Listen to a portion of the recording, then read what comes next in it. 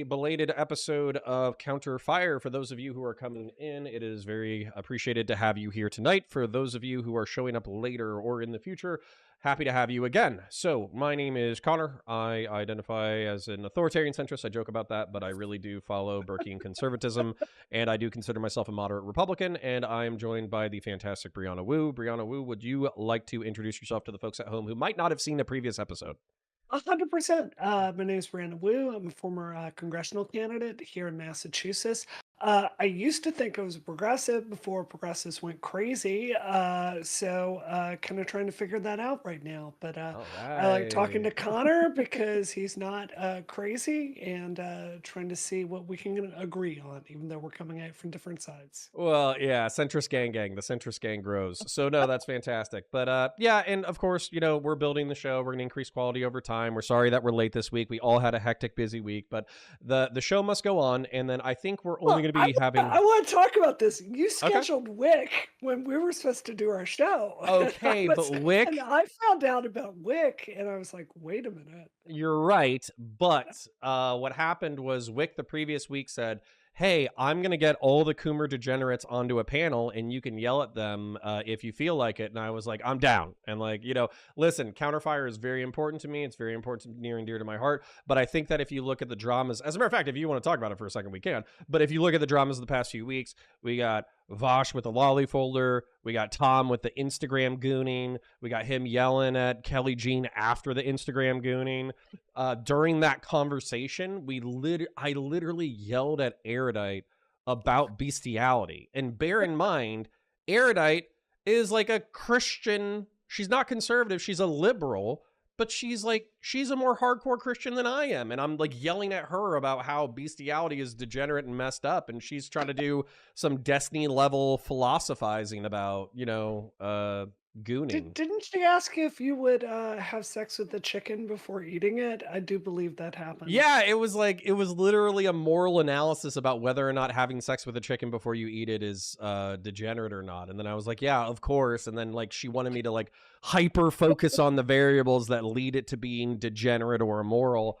And I think I just yelled a lot, so I'm not gonna lie, but also like this is the kind of like philosophizing that I feel like doesn't serve us particularly well, where Yeah. anybody who's outside the debate space is going to come in here and they're going to be like, why are the people who are doing well in the space talking about raping chickens? What is going on here? Yeah, so But hopefully this we is the can problem with Twitch poll because I uh start listening to this debates and I'm like, maybe it is ethical to have sex with the chicken right, yeah, before you're you like, eat it. wow, that's a great point. I Yeah. don't know. Yeah, isn't that the frustrating part? Yeah, so Coconut says, "Hey yo, this ain't Warhammer." True, because that is because before I did Warhammer breakdowns, or while I was doing Warhammer breakdowns, I was a Twitch and YouTube political nerd who likes debate. So I'm here again with the fantastic Brianna Wu. And today, what we're going to be reviewing is we're going to be reviewing Hasan Piker and the UN report. That's going to be the main thing. I think we're going to go through a few of the Twitter interactions that we had. We're going to go through some of our thoughts on the news stories that these Twitter events are about. And then we're going to get into his content related to the UN report. Because the truth is that I jumped in kind of mean without necessarily knowing Hasan's coverage. But the truth is that I was getting a vibe from it. And that vibe has somewhat been confirmed since that time. So do you have anything that you want to get into before I just want to we give a do that? disclaimer before we Sure. start about this. I have taken very great pains in my career to not go after Hassan. And before October 7th, I thought he was someone that had a more leftist point of view than I had, but I didn't think he was crazy or dishonest. And additionally, like I'm really good friends with Jank. So I've never really interacted with Hassan, but I respect the success that he's had. I respect that he's built an audience. I respect that he's raised money for causes that he believes in. And, I've kind of just been like, I've tried to keep this approach that, even when I don't agree with him, it's respectful disagreement. I think what's made it increasingly difficult is just seeing some of his coverage post October 7th. Things like insisting that like the hospital was struck when it turned out not to be true, or being a JDAM expert. And this week he's had some takes that it makes me go, you know what? I'm not trying to start a public fight with him, but this seems like something that's so Yeah, indefensible. I so feel like I need to say something. Does that no, make that's sense? actually no, that's not only does that make sense, it's wildly funny because I am coming from a completely different perspective. So what happened was Destiny is he can often articulate economic views or policy views that I can somewhat vibe on. I can't really vibe on his globalism. I am like a civic nationalist or a paperwork nationalist at the end of the day. I think that we need to have core values that unite us as a country. He believes that like liberalism is enough, and I don't think that it is. But his degenerate views on sexual culture and sexuality and kind of hedonism is not enough for me. It's too far. Then Vosh is very charming, but we're antithetical to each other. We're oil and water from a political perspective. He is a Mhm. socialist. He does believe in like the decommodification of basic human needs and workers owning the means of production. And he is more libertarian about it, meaning that he wants to go after culture first, so enough people buy into leftist ideas, so eventually we evolve into that almost naturally. Whereas with Hassan Piker, he will say the same thing, but then he'll do weird things like he'll simp for like China, or he'll simp Yeah. for Iran, or he'll have a random kind of like a Noam Chomsky anti-Western take that I just find completely antithetical to the like Western American perspective. And so I've actually had like a pretty open hatred of Hassan for a really long time, and it's only worsened over the years. So yeah, super duper. I've always been confused about this. That I'm not saying if you immigrate here that you can't have criticisms of the country, right? Like we I do. want. Go back to Turkey. Well, okay, well, it's not how I feel. I think that you can. We want you to be a full citizen, but what I've never been able to get past is how little he has to say that's good about America, right? And it is truly very puzzling to me. Like if you think America is quote dog shit, which he said many times, if you like Yeah. hate our leaders and our military and all these things, I just it's very confusing to me. Like if I moved to Germany, I would have a lot of positive things to say about Germany and their role in the world, and particularly their leadership with the G7. I just it just seems odd. Well, in another source of frustration for me, so I don't identify with this at all. That's part of the reason why, like, I'm not going to rewrite the Constitution. I don't think anybody's rewriting the Constitution. The entire country would have to collapse in order for us to reevaluate like things like birthright citizenship. But there is like a fantasy in my brain of like, I almost feel like you should have to do 2 years in retail or restaurant. You should have to, work at Walmart for 2 years, or you should have to join the Peace Corps or join the Marine Corps in order to have citizenship. And I know that's kind of Mm. like a fantasy. But what I'm really saying is I want people to understand hardship. I want them to understand sacrifice. I want them to understand what it's like working as a working class person in the United States of America. I want them to put the collective ahead of themselves for a temporary amount of time, just so they can kind of understand that we're all in this together. And then I think that's what would create a good citizen. Whereas I feel like with our current standards, which is, let's face it, no standards, you can be completely anti-American, anti-Constitution, anti-founding father, anti-our history, anti our economic models, anti-everything. And as long as you're born here, then it is what it is. And all I can say is I dislike you as a person.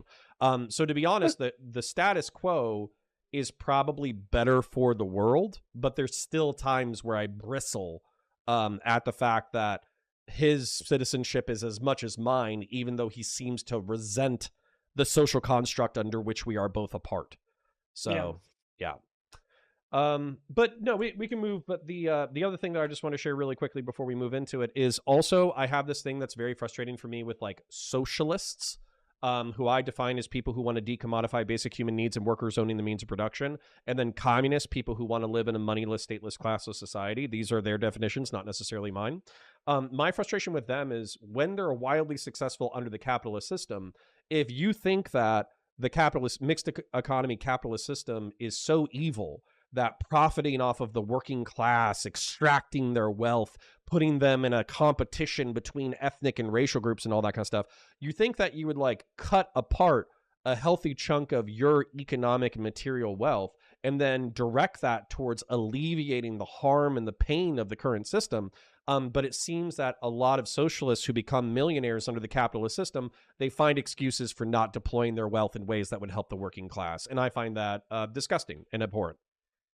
Yeah, I've always been really surprised by that. Like, one of the clips I really remember I saw Hassan make was, people were telling him he should start a super PAC or just a PAC to basically further the political causes that he believes in. He's just talking out with absolute contempt on stream. And I was so surprised about that because I've worked with Jank so much, and Jank has many packs, and Jank donates and raises tons of money for different causes, and started Justice Democrats. And there's a criticism to be made of Jank, but no one in good faith could say he is not tried to put his values into action through the legitimate political process. And I've just always found that very odd. Like, if you're a socialist and you truly believe that, it seems to me you almost have more of a responsibility to step up and donate to those causes because they are so like cash strapped. Like, look at what's happening with the DSA right now. It's hemorrhaging union workers. They have no money. They had to get a person to respond to the many sexual harassment complaints they've had in many chapters across the United States. It was Sorry an for extremely stroking. expensive contract for some reason. They were trying Mm-hmm. to fire this person. It's just one thing after the other. So you would really think that the DSA would really appreciate that check. So, I mean, and look, Hassan gets a lot of hate for driving a Porsche. I know a thing or two loving your Porsche. So, as much as I want to critique him for that, his Taycan is more expensive than any of my 4 Porsches. So, I think maybe you could have gotten a Boxster, a See, used listen, Boxster, I, and written a I, the check? man of I the don't people. know. I'm driving a Subaru. It was like $20,000 used. I am a man of the people. Okay. Also, I No, follow. hold I on. I follow for follow on restored my Twitter. Porsches. I restored my Porsches with my hands in my garage. They're trashed I here, and I know, made them but beautiful. people Okay, people hear the brand. But I know. anyways, no, it's fine. And then Yes, to extend some charitability to the people who do that, they'll point to fundraising, charities, et cetera, as a like a fraction of his percentage of his internet effort. My counterpoint to that would be that that's actually not technically his money. It's not his ad right. revenue. It's his audience's. So while he's using his influence for good, that's fantastic. I think there's conscious and moral capitalists who do the same, if not more. And so as a result, if you have a revolutionary system for the way that the economy and society should be implemented, then you should start small scale and prove to the rest of the world that the model exists without authoritarian nightmares that we've all heard of in the 20th century. And we shouldn't apologize for the authoritarian nightmares of the 20th and 21st century, which I think that we've caught Hasan doing. But anyways, let me share screen. We'll get into some of the Twitter kerfuffles and the associated news stories. That way we can show the good folks at home what we're talking about. I'm going to share my screen. I'm going to change it to my screens. That's not it. I'm going to go to applications. I'm going to go to my Chrome and we'll go live. And we will not see my gooning folder because I don't keep a gooning folder on my computer. So here we go. And then is everybody at home? Can they see everything okay? Yes, they can. All right, excellent. So starting at the first tab, this was something that I actually got really frustrated with. It was a UN report on the sexual violence found within the UN, or the UN went on a mission to Israel to see what kind of corroborative evidence there was for sexual violence on the day of. And then Hasan tweeted, the actual report findings show something very different than the way this new UN report is being presented in the media. That can be a true statement, but for me, my immediate read of that is that we are trying to whitewash October 7th, which is a day in which, at minimum, 900 Israeli civilians were butchered inside their homes. And if you include the IDF, it's between 1,200 and 1,400. So, what is your immediate reaction to this tweet? I mean, it's hard to not read this tweet and have it come across as, rape apologia, or at least trying to erase it. I don't know if you saw the entire Destiny Ryan Grimm thing yesterday. Did you watch the whole stream of Destiny having Ryan Grimm on? I did So not. basically, Ryan Grimm had a really long piece out that was basically it was in the Intercept. It was basically critiquing this New York Times story that was kind of going through and looking at the sexual violence of October 7th. Um, I think Ryan had some good points. I did not think his argument was entirely convincing. And yeah, just disclaimer, Ryan is my friend, Destiny is my friend. I respect both of them a lot professionally. So I don't want to like go after them here, but it was a really kind of nerdy talk on sourcing and how to like read between the lines for this. So I don't have any problem if Ryan Grimm is doing that, right? Like he wrote a really deep piece looking at, say, some of the biases that one of the people involved in the New York Times reporting may have had, and I think that's fair for people to consider. If you're reading the New York Times, and you're trying to evaluate if what they're saying is true. It's fair to like consider the biases there. For what Hasan is doing right here, I read the plain wording of this. The actual reporting findings show something very different than the way this UN report is being presented to the media. I've looked through the report. I've seen the reports in the media. I don't agree with that assessment, and I think this comes across as like casting a seed of doubt. And I think it's not cool, if that makes sense. Yeah, and here's the thing: is like even in the thing that he's quote tweeting, we have two bullet points here: the Nova Music Festival, an outdoor event in an open field about 5 kilometers from Gaza perimeter fence, attracted around 3,500 attendees, mainly young individuals. Information reviewed by the mission team, which is the UN team, by the way. Indicates that the festival was a site of grave violations, including brutal mass murders, with several hundreds of bodies recovered from the site, in addition to many abductions. Bodies were also found with extensive burn damage. So right here, we're already framing how we need to tread softly when it comes to the incident. And the Yeah, reason why is because at minimum, let's say there were zero assaults, like sexual assaults, right? At minimum, we're talking about a few hundred people being butchered and then being burned either alive or dead within moments of being butchered. And so those people, their families, people in the region who also suffer similar atrocities, et cetera, they're all going to be very sensitive about this issue. So we should yeah, already be setting how easily we should tread. And then the next point immediately after this that Hasan is quote tweeting is based on the examination of available information, including credible statements by eyewitnesses, there are reasonable grounds to believe that multiple incidents of rape, including gang rape, occurred in and around the Nova Festival site during the October 7th attacks. Credible information was obtained regarding multiple incidents whereby victims were subjected to rape and then killed. There are further accounts of individuals who witnessed at least 2 incidents of rapes of corpses of women. Other credible sources at the Nova Music Festival site describe seeing multiple murdered individuals, mostly women, whose bodies were found naked from the waist down, some totally naked with some gunshots to the head and or tied with their hands bound behind their backs and tied to structures such as trees and poles. So again, this is the UN making this statement, and the horror should be imagined by anybody with empathy. Even if you detest the Israeli state, even if you detest the concept of Zionism, even if you detest the fact that these people, who were largely hippies, by the way, who were partially doing the music festival as a form of protest against the Israeli government, that they were captured by militants, sexually abused by multiple assailants, allegedly, and then murdered. And I yeah, can't think of a more terrifying way to exit this plane of existence than that exact scenario. This is one of the most brutal ways that human beings can leave the mortal coil. And so to be cavalier about this is automatically disgusting to me. I fully agree with that. And just to come back to the Ryan Grimm thing for a second, the argument that Ryan Grimm was making about this, as I understand it, and I don't have it in front of me, so I can't fact check this, but I believe it was in regards to this music festival attack, is that there was a special forces person on the scene, and he noted that nobody was wearing official Hamas uniforms, right? And that these alleged rapes happened by people dressed in plain clothes.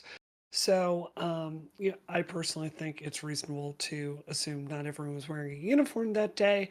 But, the theory that was put forth in his discussion with Destiny is it might have been a bunch of Palestinians that once the fence was torn down, ran across to the other side and committed a bunch of atrocities. I don't know if that's any better. Yeah. I Yeah, really, like what kind I of don't. excuse is that? Like Yeah. for me that's not okay, so the Hamas militants ran ahead and Yeah. Knock continued down the executing fence. civilians and Right. continued murdering people who Yeah. were unarmed. So they're Right. murdering, and then behind them we have some civilian rapists who were opportunists of the scenario. There Yeah. there That's there is even no worse. there is no scenario in which this would be acceptable by any other population on the face of the planet. There would be no time in which, let's say that there was like a Texan militia in like the southwest of the United States during like the war for the battle for the Alamo or whatever, and they're like, oh hey guys, when the Texans broke through the Mexican lines and started butchering hundreds if not thousands of Mexican civilians, it's okay because the Texan civilians that followed, they were the actual rapists that raped and murdered a bunch of civilians. Like that changes none of the variables of the horror of this day. So yeah, Yeah. so for me that sounds like for me that sounds like somebody trying to change a variable so we don't know how accurate we can be without actually changing the situation. It's like a distinction without a difference. Well, I think the thing is, I would really imagine if we looked at most major wars that have happened, there are probably a lot of documented cases of rape, right? Like, I Mhm. think one goes along with the other, right? So, something people have tried to say with this entire situation is they've brought it back to documented, deeply reported situations of IDF soldiers committing rape and other atrocities against Palestinians. That 100% happened. To me, the difference is, Israel prosecuted those people. They went to jail. They had their criminal justice system go after them. So it's not surprising to me when it happens. What I think the issue is what's the system to deal with it after it happens. I think Israel has. I hope they will continue to look at the credible war crimes that seem to be coming out of the current engagement, and take appropriate action. That to me, though, is why what Hasan appears to be doing in this tweet is so troubling. Mhm. Because the message should be, if this happened, we do want an investigation. We want people held accountable. We want the rule of law. And I think that's why it increasingly feels like some of the pro Palestinian side just doesn't have moral credibility. It feels like they want a world where, like, we can acknowledge the complexity and the failures of what Israel is doing. I heartily accept that. But they want one where basically Israel is the only country in this situation that's responsible for their own actions. And Yeah. I don't think that's a formula for long term peace. Not only is it not a formula for long-term peace, but I think that to kind of kick this into the culture war a little bit, the I think that this is what people have been screeching about from the moral analysis of intersectionality for a long time. And by the way, I can steel man intersectionality, which is you take all the variables that make up a person, their ability, their intelligence, their attractiveness, their race, their economic status, their educative status, all that kind of stuff. And the truth is that different people are going to have different difficulties along different axes depending on where they're born and who they're taken care of and their education system, et cetera, et cetera. So we should look at the intersections of oppression, quote unquote, where people have aligning variables that seem to screw them over, and we should redress those systemic injustices. Okay. I'm okay with the steelman argument of it.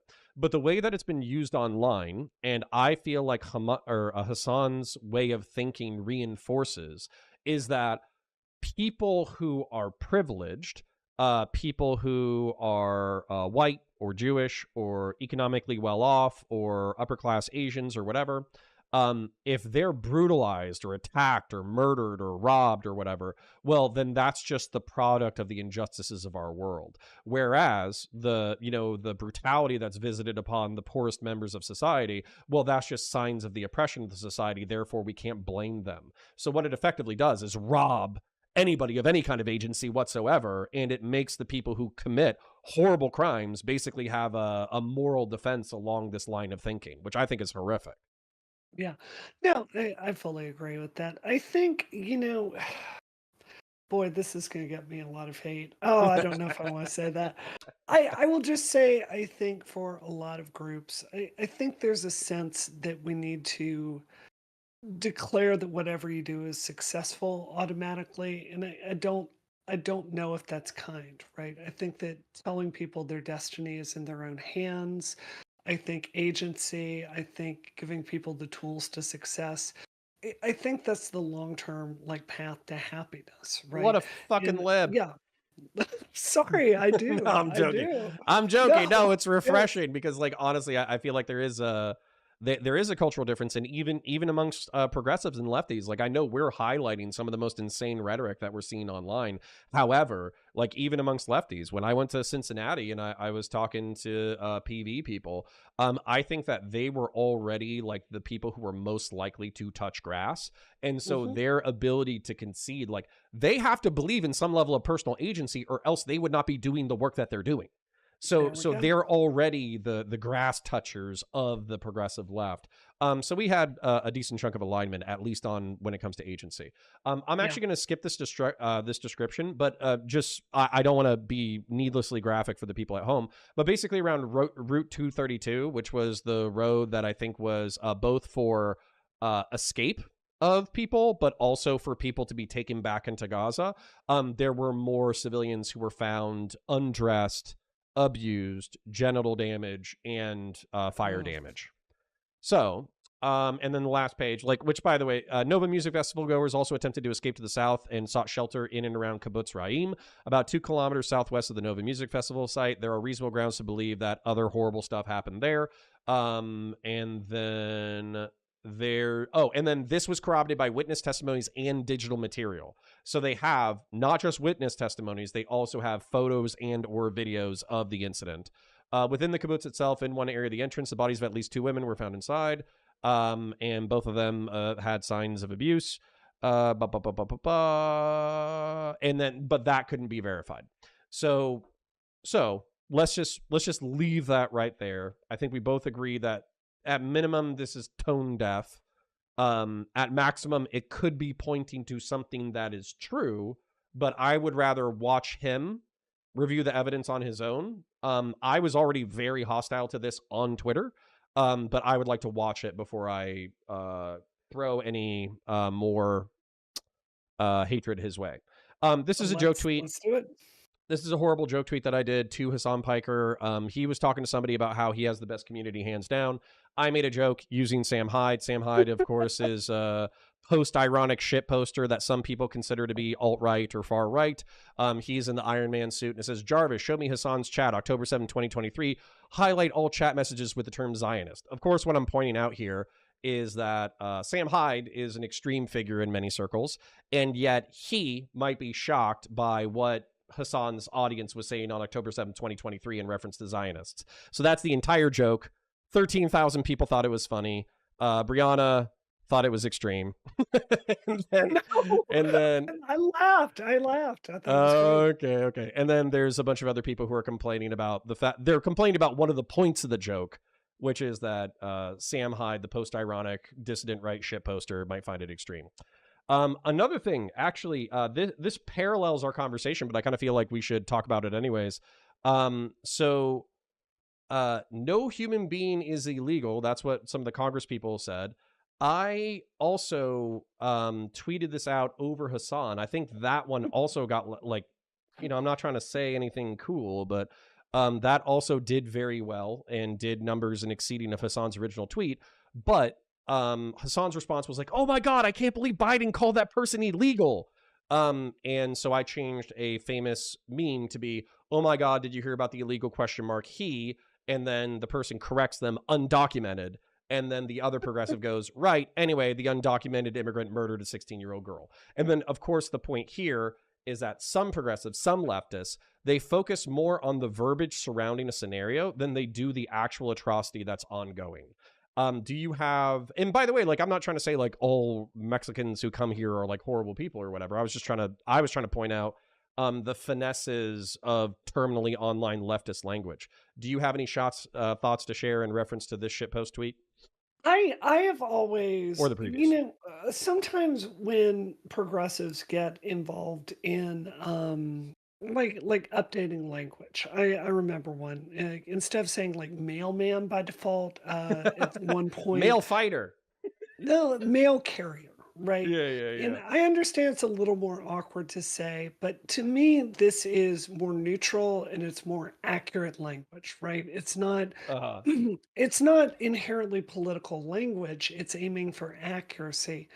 Mm. I don't have strong feelings about this, so don't jump down my throat, progressive Uh. Twitter, if you see this. But I've always struggled with the term undocumented because it really feels like more political language. Like, I agree, illegals is clearly pejorative, it's dehumanizing. I've never loved this word because it makes it sound like, oh, I just happened to not have my papers with me. Like Oopsie doopsie. I drove to the movie theater the other day and left my license at home to see an R-rated movie. I was just an undocumented, Right. like I don't know. I've never really loved this.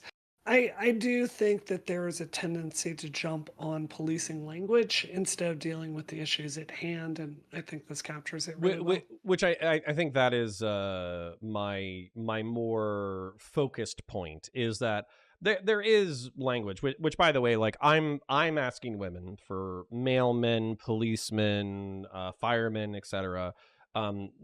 This is my male privilege. I would hope that most people would be like, yeah, I don't care because I'm still a part of mankind or Sure, people kind. So even though, like, I'm not a man, I still fall under the umbrella term of mankind. Now that's still sure. sexist of me, right?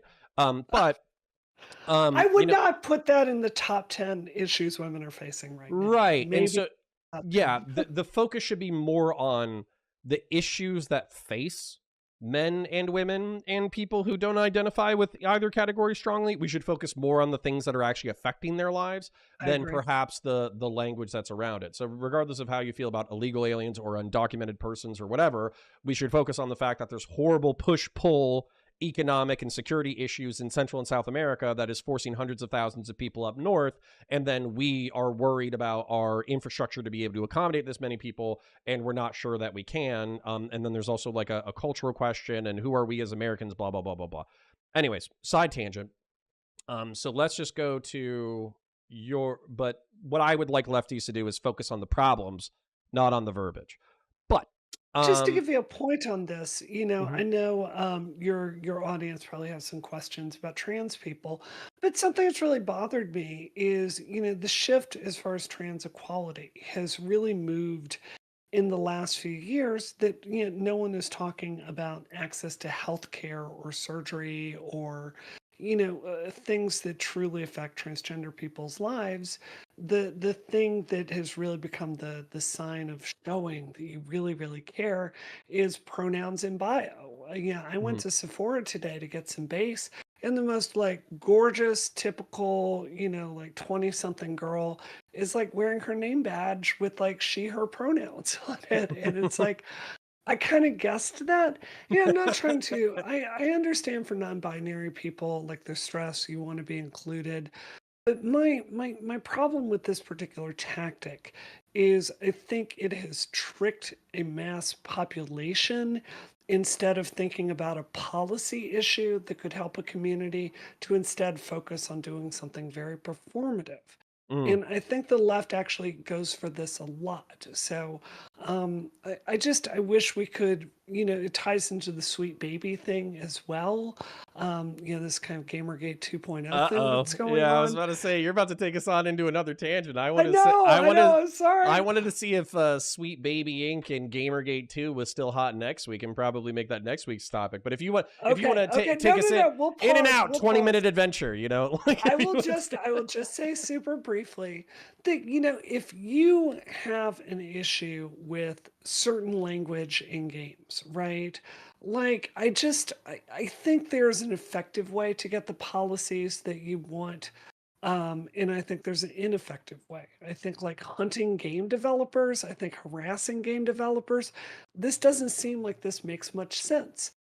Maybe if you went out there and made a popular site that conservatives could look at, that kind of, informed the audience, like you played the game first, you let the audience like, hey, pronouns are here, transgender people are in here, like queer sex is in here, kind of gave an audience tools to make their own decision in a way that would Yeah. eat someone's bottom line. I'm not saying I agree with that policy, but I'm saying that No, would that's a be an great idea. effective way to get the thing that you want, Yeah, right? why don't we start like instead of Kotaku, why don't we start like Seppuku, like the Japanese suicide, but it'll be like a dissident right or right-wing centrist anti-SJW magazine, and then we'll get like Gamer from Mars, and we'll get that other guy that freaks out about Star Wars stuff, and we'll get that guy who said what is it? Gender nonconformity, like the guy who was like screaming about it. We'll get all of them to send in their hundreds of thousands of dollars of AdSense. We'll start it, and then we'll play games as they come out, and then we'll give them a woke score, and then we can like warn people beforehand, like, hey, this is a really good game, here's all the good mechanics, but then here's the progressive BS that you have to deal with. This is a Sure. fantastic idea, Brianna, let's do it. I'm So, not, yeah, I'm not saying I would use a site like that. I'm saying that this is a way to get the policies that you say you care yeah, about because it's you're going saying after people's bottom line. Same thing with trans people, right? If you yes. want the policies to make trans people's lives better, you need to be looking at public policy instead of like performative bio, like I things hear you. in the bio.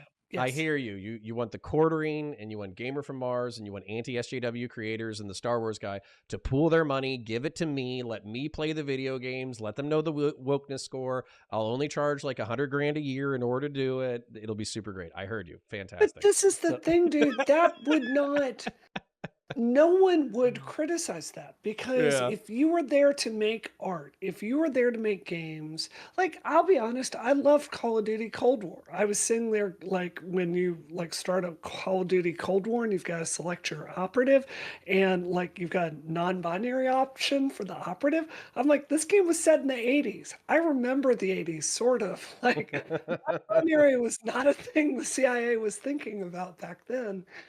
I think you can if you object to that stuff, I don't, but if you do, I think as a consumer, you can go out there and inform an audience to make a different choice. I just think it's a bad tactic. All right, I'll stop shit posting. We'll move on. Okay, The go ahead. Go ahead.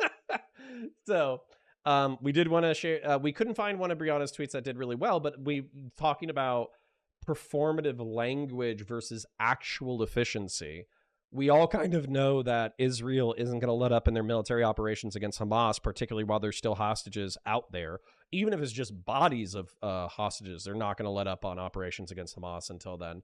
And then you took issue with the fact that people were upset that Joe Biden was saying he was going to create like I didn't even see this because I didn't watch the State of the Union, but I saw all the cliff notes, a temporary bridge from the United States Navy in order to provide humanitarian relief to Gazan citizens. Did I get that correct? Yeah, he's doing that. What an It's awesome basically a projection of American sea power. What the hell? Like, isn't this it's awesome? basically a pier. Yeah. Isn't this so much better than bombs? Isn't this so much better than JDAMs dropping on refugee camps? Like, isn't providing food and medical care to tens of thousands of people in desperate need? Isn't that infinitely better? I think so. But here's Hasan. Basically, can you read his tweet here that he was saying here? Biden takes on Palestinian well, hold on. Yeah, okay, so this is it. Biden's take on Palestinian lives are disgusting. No other words. He mentions the 30K plus killed by the IDF as though they are victims of a natural disaster. Your quote Right. tweet is, yeah, I was absolutely disgusted by his plans to literally build oceanic infrastructure to ensure a steady supply of food gets to the Palestinian refugees no matter what Netanyahu decides. What an asshole. Right.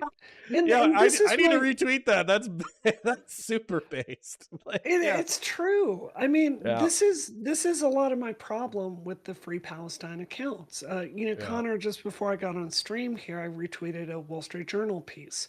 So if you want a ceasefire, Hmm. the official position of Biden's State Department is they are a great Secretary of State Anthony Blinken, who I think has been fantastic, is out there pursuing a ceasefire. He has brought my good friend Dino Badala. He brought him in a few weeks ago, Palestinian, to sit down and talk about the issues that the Palestinian community is feeling. He has been out there working to basically get Hamas to sit down with Israel and come to a policy agreement here. We are pursuing this policy. I just retweeted before the show a Wall Street Journal article really outlining how Hamas themselves are the ones that have derailed this. But the storyline that a lot of the Free Palestinian people are saying is like Biden could end this with one phone call and completely end the Israel Hamas war. And it's just not true. The problem is they want all these symbolic things like the language we use, or you absolutely must call Israel an apartheid state. That's not a policy that's going to make any of this better. Mm. Pursuing a ceasefire, working with our partners, getting food shipments out there, increasing Israeli security, trying to open up shipments into Rafah Pass. All this is stuff that makes sense. So that's how I Yeah, feel. one of my frustrations, just a tangent off of that, is like there was some guy on Twitter who was like doing like slam poetry to end genocide or something like that, and he was talking about how like anxious and depressed he was about his life, and he's working in some hovel off the L train in the Bronx or whatever, and he's working his normie job and doing art, and life is so hard and all that kind of crap. And for me, it's like, yeah, I get it. Like, life in a major American city is tough. If you're an artist, it's even tougher, et cetera, et cetera. But a lot of your anxiety and depression comes from the fact that you can't control what's happening in a war 1,000 miles away. So if you wanted to alleviate, like, people talk about like the food pallets that were dropped, or like the Red Cross being on the ground or something like that, and they completely poo-poo these efforts to actually alleviate human suffering, not realizing that the human suffering that is actually being relieved absolutely matters to that one person. So you can look at it from a statistical whole and be like, well, there's 2 million people who are screwed over. Well, if you help 50,000 or 100,000 of them in order to survive in a better condition, that is 50,000 or 100,000 more than were being helped previously. And so to poop on that effort and to not contribute to that effort, I personally find repugnant. I think that, like, if you're going to complain about these things, you need to get in and help, not basically complain from 1,000 miles away. I fully agree with that. And, I think the understanding of the food shortage is really, really, I think I think people don't appreciate it. Like, you had the Gaza police who are basically on strike after, basically one of the food shipment trucks was hit by a missile a few Mm. weeks ago. So these trucks are being sent there. No one is there to escort them. And as a result of that, shipments have slowed down. I have no doubt that Israel's choices to like slow that down, and you've got nutcases like Ben Gvir running this. I have no doubt that's played a role. But at the same time, it's like we have to like work with the totality of these facts. Everyone wants a clear black and white bad guy, and this is such a hyper complicated issue. And the reason this aid is not going through is very difficult. People are yelling on Twitter all day today, Connor, because it was reported that some of the food pallets came down and killed people. U.S. CENTCOM denied that as soon as it happened, that they were responsible for that. So none of these things are straightforward. They're being reported out. There's the fog of war, and I just wish all of us were a little bit more patient or more willing to explore uncomfortable perspectives we may disagree with. Well, then let's continue with our shilling for institutions as they presently exist, because we think they're better than the anarchy brought on.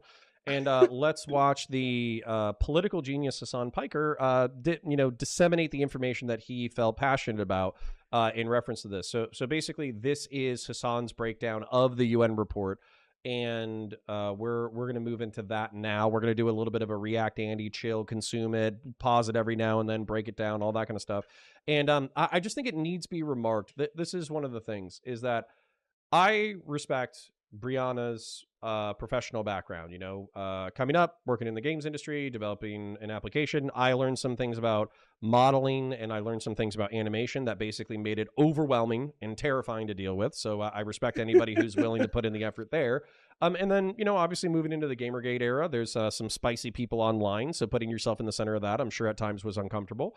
Politics is also uncomfortable, trying to balance 10,000 different interests at once while not trying to totally sell your soul. That's another thing. So I respect that. And then I also, tooting my own horn, I have 8 years of security service. I have a bachelor's degree. I have a family. I have 2 kids. I've worked my ass off. But both of our internet presences pale in comparison to the young Mr. Hasan Piker. I won't start talking smack about his internet presence yet, but it might come up naturally during the conversation. But I think it needs to be remarked that tens of thousands of young people get their perspective from Hasan Piker on a daily basis in reference to the news, and hundreds of thousands of people watch his news VODs after they've been published. So tens of thousands live. I think he was peaking out around like 35 or 40,000, and then hundreds of thousands in the after effect. And while not everybody is going to agree with Hasan, it's like a sample size. It's not the entire thing. This is just a snapshot of a portion of the country. And so if you think that 30,000 people watching this and vaguely agreeing with it, and then hundreds of thousands of people watching it and vaguely agreeing with it isn't a potential problem, then I got news for you, and we think absolutely differently. So let's, you got anything before we kind of get into it? Let's get into it. I haven't seen this either. I'm really eager to see it. Okay, I'm ready to suffer. I'm going to play real quick and then check OBS and make sure that the people at home have audio as well. Sources that have openly fabricated evidence and treating it as though they are honest brokers, talking to non-forensic investigators as though they have credibility in the field of forensics. While the mission team was able to meet with some of the released hostages as well as some survivors and witnesses of the attacks, it did not meet any survivor/victim of sexual violence from October 7, despite concerted efforts encouraging them to come forward. The absence of comprehensive forensic evidence limited the missions team's ability to draw definitive forensic conclusions in many instances. In the exact same way that the New York Times criticism started off, which is, here is why we have no evidence for the claims that we are reaffirming. This is the title. UN says inquiry finds evidence of sexual assault and Hamas-led attack on Israel. It is the view of the mission team that had clear digital evidence of sexual violence or orders to commit sexual violence had been circulated in the mainstream, it would have been likely discovered given the volume of information posted online. Exactly. This is the new information. The UN Special Representative Pramila Patten concluded a visit to Israel. Pause. I want to get into and said there is clear and convincing information that hostages held in Gaza is subjected to sexual violence. This is the latest report that came out. Pramila Patten added in a press release issued along with the report that there are also reasonable grounds to believe that such violence, which includes other cruel and inhumane and degrading treatment, may be continuing against those still being held by Hamas and other extremists in the Gaza Strip. The report from her office arose from an official visit to Israel at the invitation of the government, which included a visit to the occupied West Bank between 29th January and 14th of February. In the context of the coordinated attack by Hamas and others of 7th of October, UN mission team found that there are reasonable grounds to believe that conflict-related sexual violence occurred in multiple locations, including rape and gang rape, in at least 3 locations in southern Israel. These were some of the most extreme claims made on October 7, or related to October 7, and there hasn't been any additional investigation conducted, and the UN had brought forward their interest in conducting an independent investigation, and yet, well, also, this is the Al Jazeera Arabic coverage right now. I don't know what's going on there. However, if they have not, Israel originally had blocked a UN investigation, or it had claimed that this is anti-Semitic. As I've said time and time again, sexual violence has a very high likelihood in occurring in war or in situations like October 7. Absolutely. So the likelihood that sexual violence occurred on October 7 is high. However, systematic, conducted, and pushed forward by Hamas was, in my opinion, an erroneous claim. A claim that there is no, as it stands, no evidence for whatsoever. So I want... Oh, Listen, I'm laughing because I'm feeling the anger kind of boiling up a little bit. I'm gonna type some notes if you want to give your initial reaction. So I'm gonna oh, laugh so I don't scream. I'm looking at the goalposts being moved, and it's really, really Uh huh. uncomfortable, right? Like Hassan, it's not that. Look, the reality is, if you think about how traumatic 9/11 was for us as a country, and one of our very first shows, Connor, was about talking about like our collective response to that. If you population adjust how large Israel is, October 7th was a magnitude more difficult for them just from the number of people that were killed, right? It's about the harm and the horror that happened that day. Hassan is trying to put forward here that these rapes aren't noteworthy unless it was like part of, what do you say, is systemized, Systematic. cinematic and organized attempt to do so. And I don't think anyone was sitting there with the Hamas like whiteboard or had a PowerPoint before the meeting. Or like What I machine think gun, is rape, right, machine gun, paramotors. yeah, Yeah, yeah, like rape plan. grenades. Yo, that I I yeah, I mean, if that's you an look at insane take. If sorry, continue, please. right. No, I'll just say super quickly. I've looked at a lot of the Twitter remarks from people in the Middle East responding to the sexual violence of October 7th. And I want to be clear. It is callous. It is humanizing. There's an erotic element to a lot of the people that I've seen talking Oh, the about it, where released they seem, hostages where they're like, "Oh, she yeah, was in love with her captors." a If hundred I could percent. find those people and do non-terms of service things to them, I would. Absolutely, Right. 100%. So That's so insanity. So the way that Hassan is moving the goalposts here, it seems fundamentally dishonest. I think all anyone is asking anyone to do here is just to admit this happened. And I don't understand why that's such a Well, high bar when he himself is admitting it's likely. and this is the danger to me of people who are like self-admitted propagandists. Okay, so I don't have like a instant reflexive disdain for the term propaganda. Okay, we pick political factions, we forward information that we believe is aligned with our political factions, so those political factions can take advantage of those in order to win within our system, so we can see our visions better implemented in the world. If you want to boil down propaganda to that, then I'm okay with that. I think that you can select the information that favors your institution either through omission or whatever. But you should still have an element of truth to it. And when somebody like contradicts your narrative or has conflicting evidence, you should be able to address that in a convincing way or in a way that's considered. That would be my Mhm. perspective. If you're an honest person, right? Now, Hasan can fall back on English is my second language, even though he's been here for, I don't know, fucking 20 fucking years at this point. But the first thing that was mentioned was that the UN believed that there was reasonable grounds for sexual assault and sexual violence on October 7th. Okay. UN says that. Okay. Hasan even says, before he contradicts himself, there's a high likelihood that sexual assault occurred on that day. Okay. However, he does not believe that it was systematic. So the reason why he can forward these ideas is because there's not another person in the room challenging him. Where I feel like if there was another person, it's like, well, you're saying it's not systemic. How many gang rapes of civilians does there need to be before you start to care? As a matter of fact, how many gang rapes before you would acknowledge that it's systemic or systematic? And then also, is the difference between systemic and systematic gang rape versus interpersonal or personal gang rape? Is there a substantive difference between these two? And that person would have to be deadly cool while asking these questions, because then he would have to defend how interpersonal gang rape on an individual level between dozens of Hamas militants and Jewish people who were later slaughtered, needs be remarked that these people were then shot and burned alive, because it only happened 3 to half a dozen to a dozen times. It's not systemic, and therefore these gang rapes don't matter.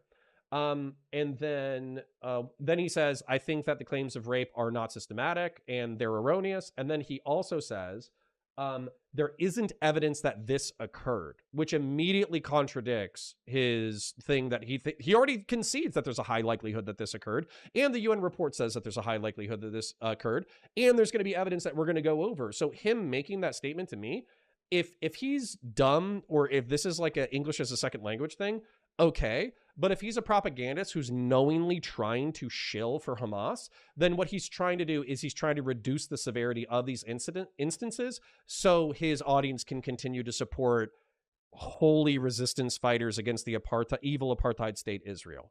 So sorry, that's the end of my rant without being furious. I think he said as much today. I mean, I sent you that tweet. Can we pull that up on screen really quickly? He was talking to Drew Pavlau, or do you want to get to that at the end? I would take me a minute to find it. So can you? He called him. I saw that he called him a donkey and all that kind of stuff. Can you kind of summarize it for us? Well, basically, Drew was asking when Hasan is going to. I'll just pause. I'll pull it up. We'll come back to this. I do want to address one of the comments in chat. This is from Metal Actual super quickly. Both sides spew propaganda on a massive level is to get you emotionally involved. It's a joke. Believe nothing you see or hear. That's not the one I wanted. Hold on. Where was it? Here it is. This is from Metal Actual. I'm a Jew. I used to live in Israel. My family still does. And I believe we have absolutely no responsibility to give Israel shit for what? I'm not paying taxes for Israel. I want to be really clear. I think there's a discussion we need to have in this country. Oh, we lost Miss Brianna. I'll drag her back in. Give me a second. No. Metal Actual, I'll just respond while I'm dragging her back in. I don't believe that. It's dragging people in to be emotionally invested into a conflict thousands of miles away. Okay, and we're a political show. Kicked out just a second. No, it's okay. What I was going to say is I think it's utterly reasonable for us to have a discussion in this country about the percentage of money we are sending to Israel. I don't think that's anti-Semitic. I think it's billions of dollars. I think for a long time, the Republicans and the Democrats have signed us up for this. And when this is the MOU ends on, I believe it's 2028, I hope we can have a better discussion about this. So I think that's actually very patriotic to want to have more of it. All right. And then if you could reactivate your camera when you get a chance, I'm going to read Big Hoth 98 for €5. Yes. Don't believe physical evidence of these heinous crimes, but also believe every twit longer with zero evidence provided. Lefties, everyone. Now, far be it from me to try to hold all of the left accountable for some perspectives, but this is like even some Jewish people and Israeli sympathizers have pointed this out. It's like, believe all victims until it's Jewish women who were attacked by terrorists on October 7th. Then we need forensic evidence. We don't just need witness testimony. We don't need secondhand witness testimony. We don't need dead bodies. We don't need burned genitals. We don't need women that are stripped naked.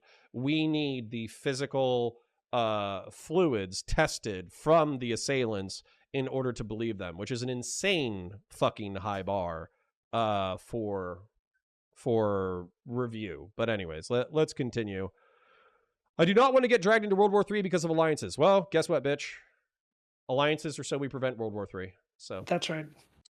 All right, let me go back into the content, and let's continue. But just to point it out before we get in, we already see like the contradiction, right? Just in the first minute, we already see the contradiction between what the UN is saying and what he's saying. Yeah. Okay. Yeah, all right, cool. 1000%. All right, let's keep it moving then. To understand what the UN saw that leads them to this conclusion, and if it is different from the New York Times screams without words article that was picked apart deliberately and expertly by The Intercept. The UN team is of the view that the true extent of sexual violence committed during October 7 and their aftermath could take months or years to emerge and may never be fully known. The mission made up of Ms. Patton and 9 experts, which was not investigative in nature. Wait, what? Conducted 33 meetings with Israeli representatives, examining more than 5,000 photographic images and 50 hours of video footage. It conducted 34 confidential interviews, including survivors and witnesses of the October 7 attacks, released hostages, first responders, and others. The report says the Israeli authorities have faced numerous challenges in collecting evidence. Allegations implicating Israeli security forces and settlers. The team also went to Ramallah. Where there has to be a bigger report on this, like on who they talk to, because if they only talk to the Zakah people, then, or Israeli officials, then they didn't do any additional investigation, which they openly admit is not investigative in nature. But Yo, he is hanging his hat on that shit. Are you not mad already? I'm listening. I'm listening. Okay, I'm gonna describe why that makes me angry really quick, but I promise that I won't pause too much for the content. So, not investigative in nature. That the UN is a body that's made up by many people with many different languages. I don't know what language was the primary language of the person who wrote this report, but what I think that they're saying is that they're not cops. They're not forensic people. They're not trying to create a criminal prosecution. It's a fact-finding mission, so to speak. Now, when you use investigative as a layperson, absolutely this was investigative from the point that they were witnesses and investigative teams, or they were a team sent to review facts, narratives, evidence. And the facts, narratives, evidence that they even stated in what Hasan just said was they spoke to 34 witnesses of witnesses, first responders, and released hostages. Okay, those are people who would have firsthand accounts of the hostages would have firsthand accounts of what happened on the day of, because that's where they got kidnapped from. The witnesses who escaped would have firsthand knowledge if they were physically there on October 7th. And then the first responders, while they might not be there during the initial incident, they would have something to say about the bodies that they recovered from the incident. Okay? Right. So this is about as close as you can get without being fucking dead yourself. Yeah. Okay? So pretending that we're going to throw out all of the evidence from these people because they're not physically the people who were sexually assaulted or not physically the fucking people who are dead is fucking banana cakes. Okay? It's fucking crazy. And he's presenting that because he's hanging his hat on the word of the UN team is not investigative. So they're not critical of the information they're receiving is what I'm reading as an implication from him, which I also think is bullshit and is also refuted in the report. But anyways, survey of all the information out there, which is utterly reasonable to me, right? Like, what are they going to do? Go in like they're cops on the beat and go like investigate everybody? I mean, no, they're taking all the credible information and writing a report. I want to make a horrible joke. Yeah, I'm going to make a horrible joke because frankly, if I don't start making jokes, I'm going to fucking lose my goddamn mind and have a fucking aneurysm on stream. Nick Fuentes, when his roommate left his house, he took a black light in order to inspect the bodily fluids in his room. That's what Hasan wants the UN investigative team to do. He wants them to walk over Israel with a black light, finding bodily fluids and doing taste tests of them. The fucking sick fuck. So, sorry if I'm being hyperbolic, but what the fuck is wrong with this?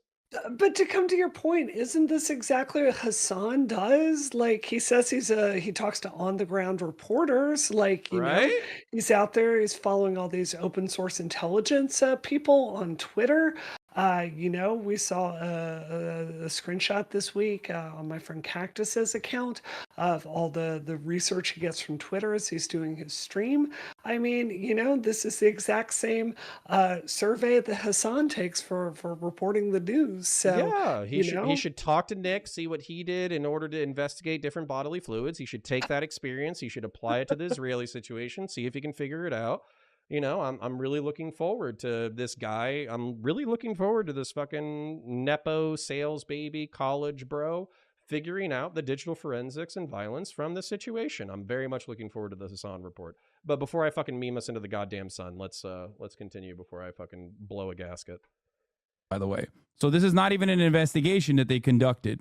It's just reinforcing the same lack of investigation. This is just going to fuel atrocity propaganda even more that the UN said it. I can already see it. Breaking the Israeli regime in the West. Hold up. Sorry. I'm sorry for pausing, Andy. And just real quick. So he's saying that talking to 34 people, witnesses, hostages, first responders, and reviewing all the digital footage from the day of is not an investigation. And it's just the UN taking Israeli propaganda and repeating it. That's what he just said. What a twat. It's laughable. It's not a strong argument. Yeah. Class who fabricated the massive hoax are preparing a major propaganda laundering attempt tomorrow. Oh, yeah. I trust Z Squirrel off of Twitter, you fucking idiot. Sorry. They will do it via the UN's Pramila Patton, who went to Israel and met with the proven hoaxers from Zakah like Yossi Landau. At Kibbutz Be'eri, Patton met with local resident or... Hold up. All right, we're going to do that again. Sorry, everyone. Let's just watch that as is. That the UN said it. I can already see it. Breaking the Israeli regime in the Western media class who fabricated the massive hoax are preparing a major propaganda laundering attempt tomorrow, and they will do it via the UN's Pramila Patton, who went to Israel and met with the proven hoaxers from Zakah like Yossi Landau. At Kibbutz Be'eri, Patton met with local resident Ori Yelin and a volunteer of the Zakah emergency response team, Yossi Landau. Remember, Zakah in and of itself has has numerous investigations launched into it by investigative reporters in Israel, by the likes of Ynet and Haaretz, that found them to be self-interested. That's number one. If you want to know more about the original article that the New York Times had put forward as solid reporting, that they claimed was solid reporting, I did a video going through all of the erroneous claims and the lack of. Hold on. This is where I want to extend a little bit of contrarianism, and skepticism can be healthy.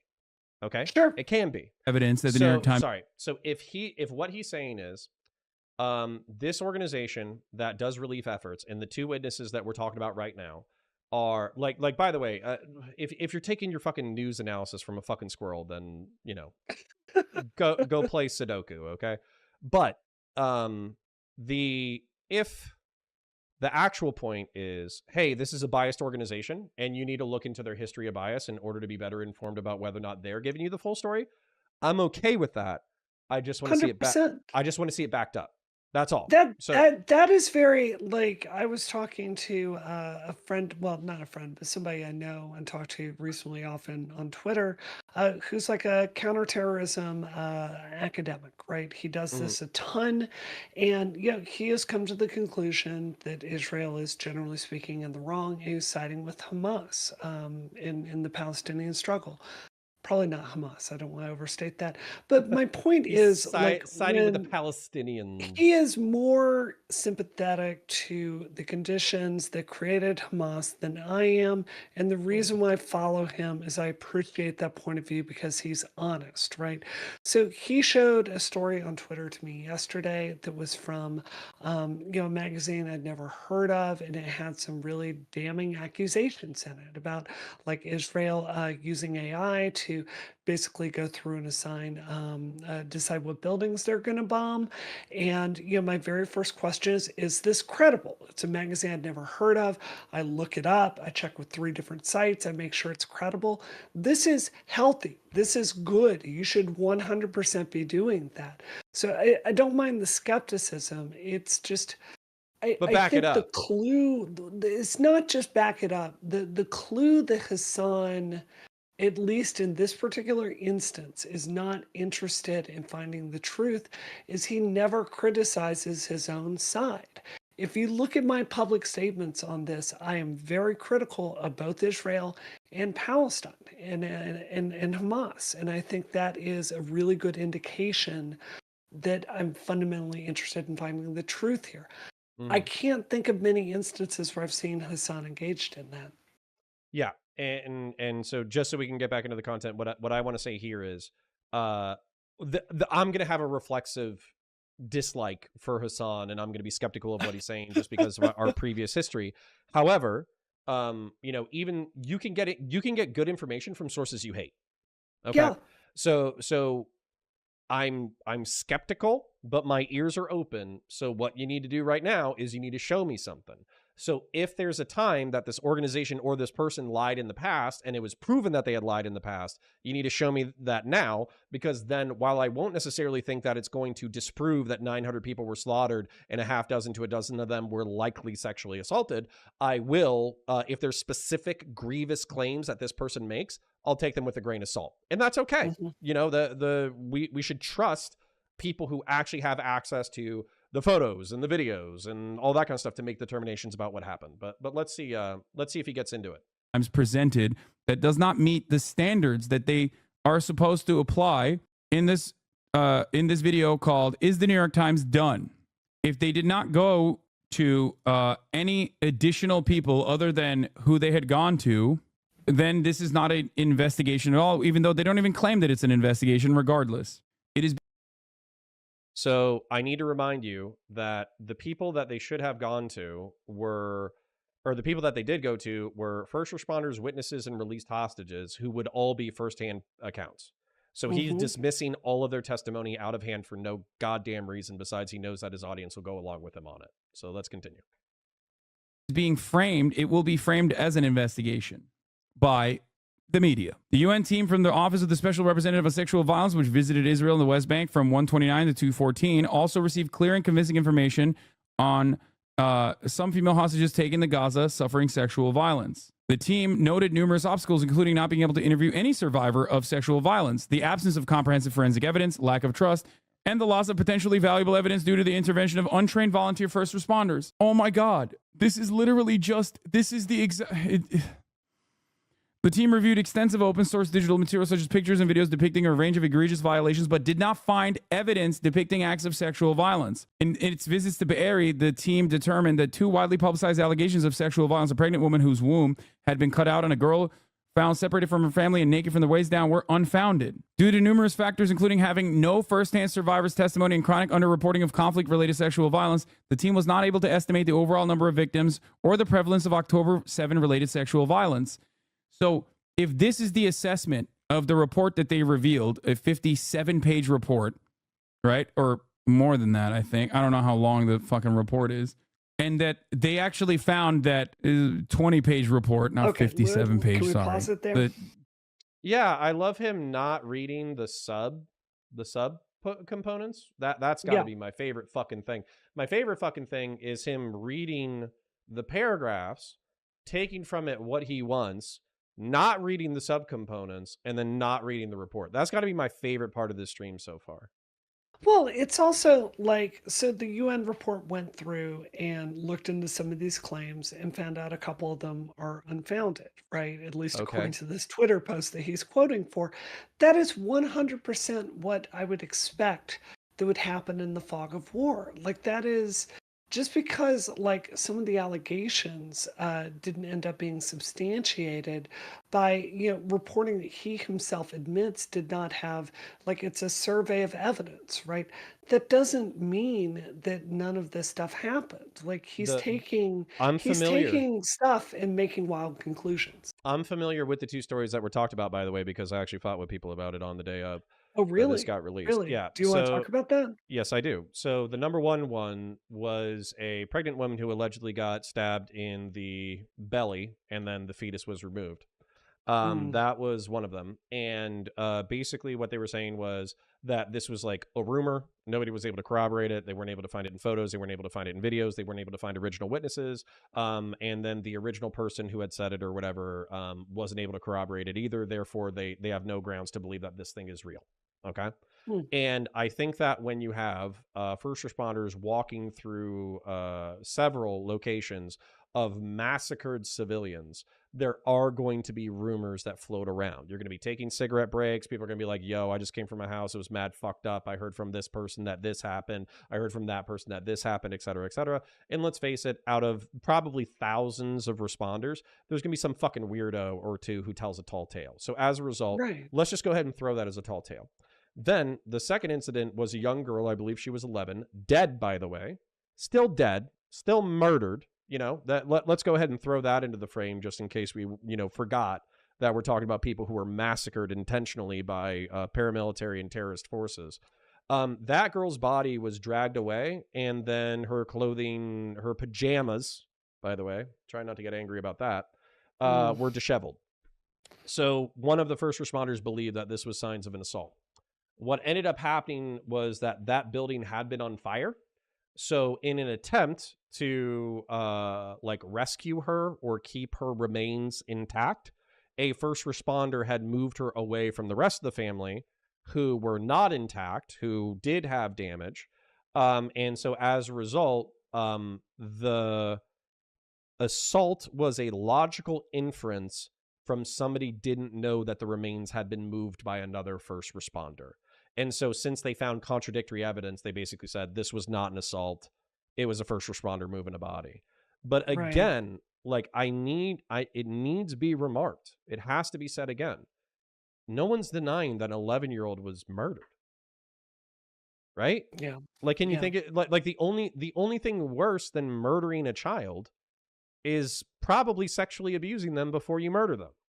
Yeah. So we're not denying that the child is murdered. We're just debating whether or not they were sexually assaulted before they were killed.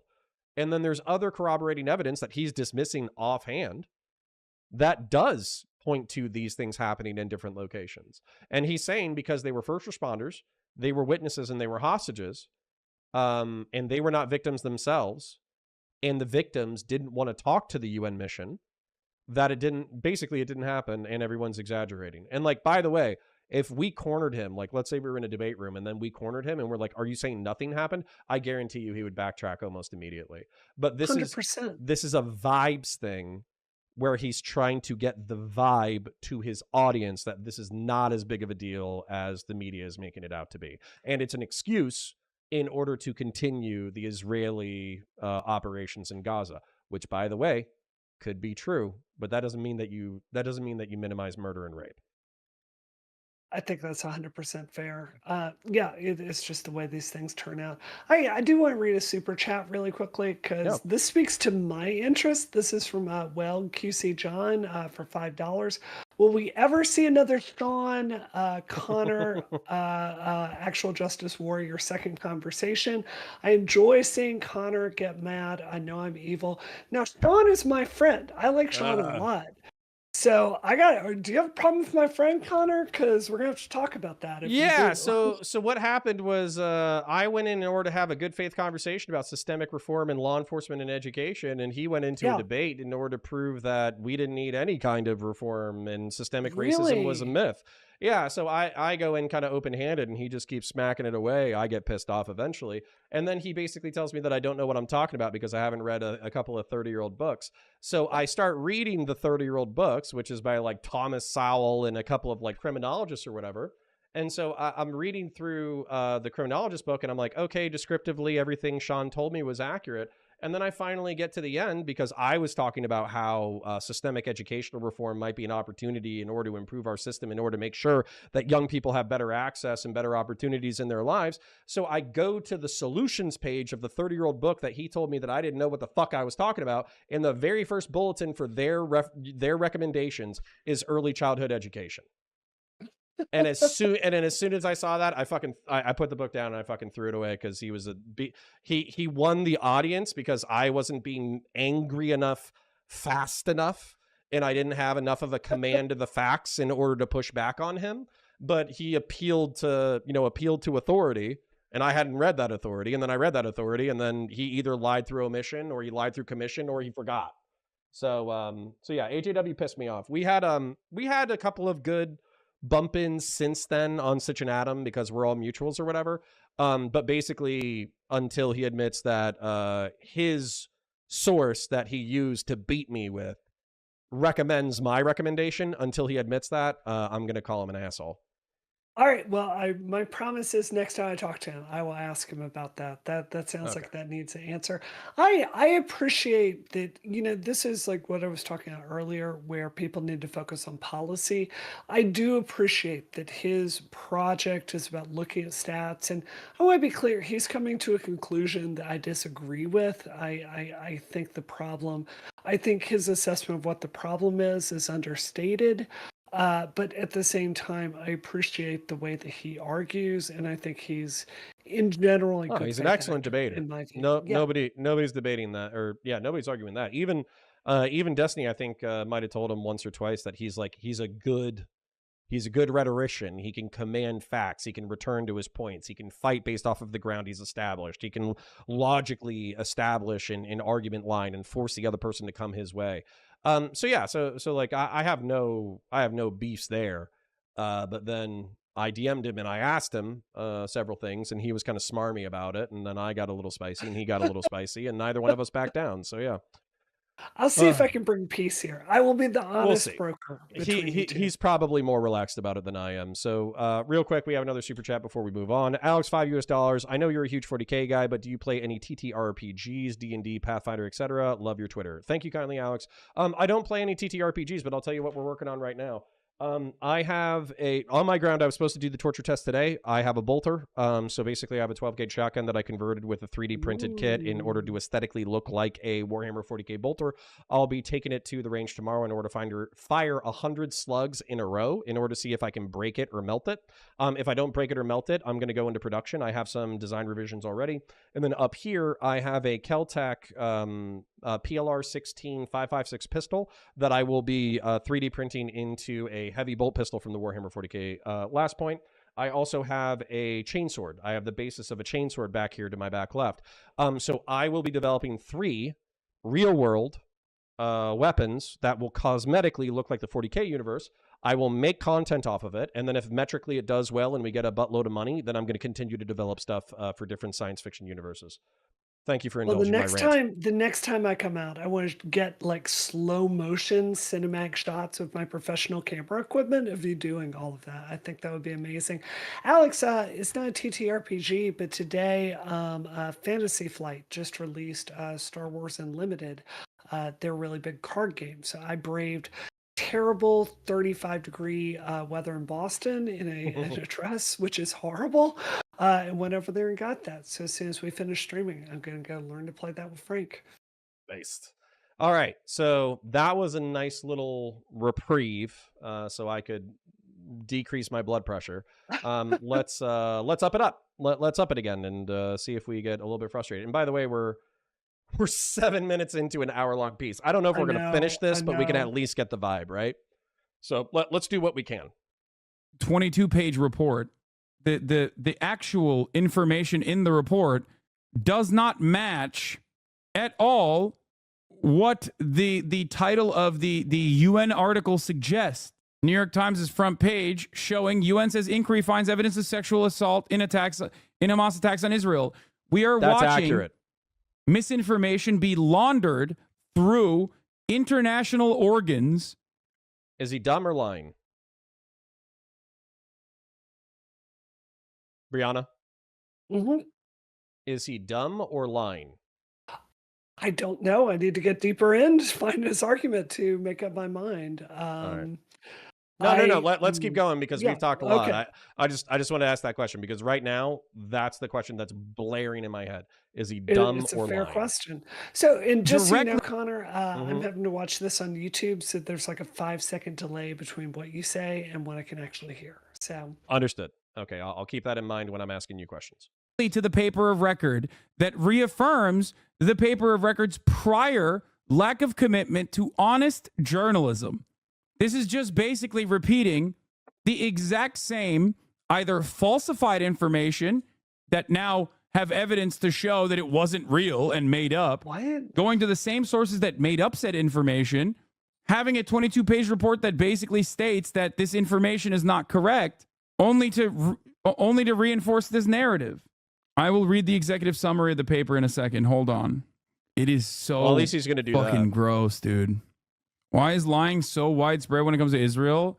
What do you mean? Lying is widespread when it comes to the American State Department. It's not just Israel. Israel just happens to be our current shiny toy. It has always happened. This is the UN investigator? No, she's not. We'll hold a press conference which will repeat every widely debunked massive hoax lie. Here she is in 2022 admitting she has no investigative authority or ability and merely Can repeats we whatever pause is it told for to a her. second? If you report in the This New York... pisses me off. Yeah, go ahead.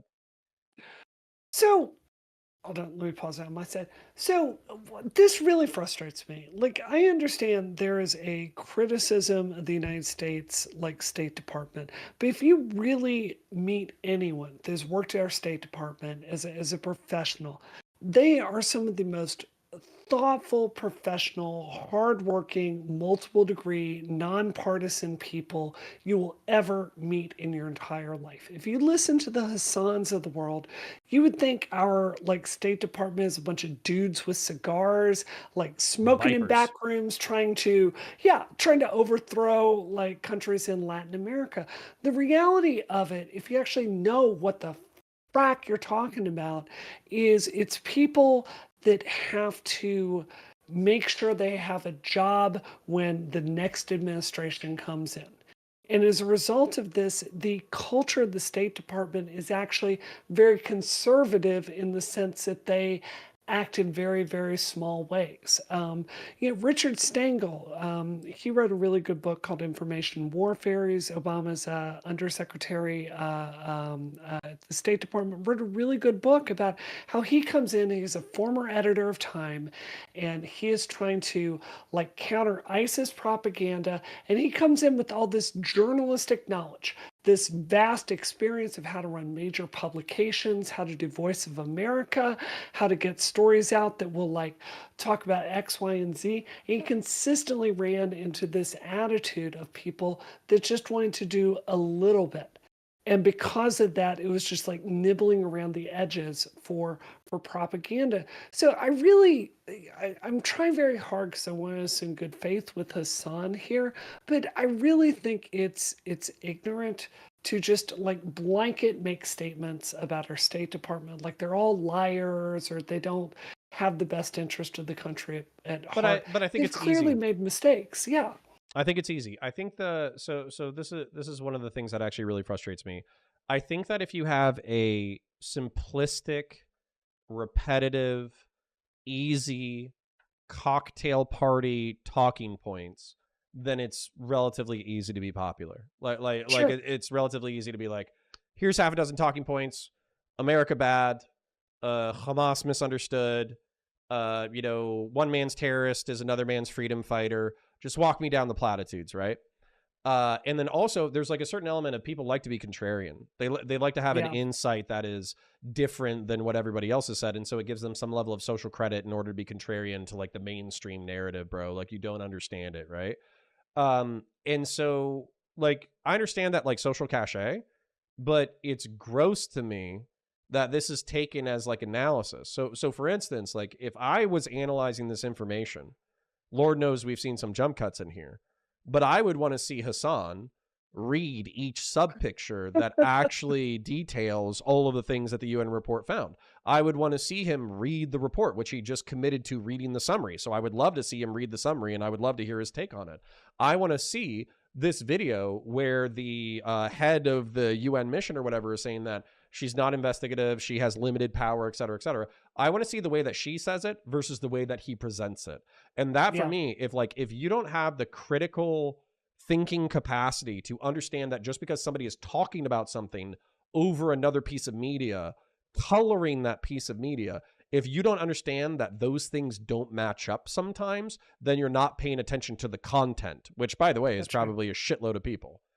That's right. But yeah, And just one more thing before we move on. The Hassans of the world have a criticism about the military industrial complex that I think has some truth in it, right? We do spend an ungodly amount of money on the military. And their argument is they want us to work more through the diplomatic process. What okay. the hell do you think the State Department does, Hasan? Who do you think is out there doing that? So They're a bunch of if you're liars coming, and vipers and they're right, murderous right, twats who are just trying to right, secure material resources over the blood of brown bodies, which by the way, right, that's just like easy talking point. Actually analyzing State Department missions and whether or not they're good or bad would take infinitely more study and resource.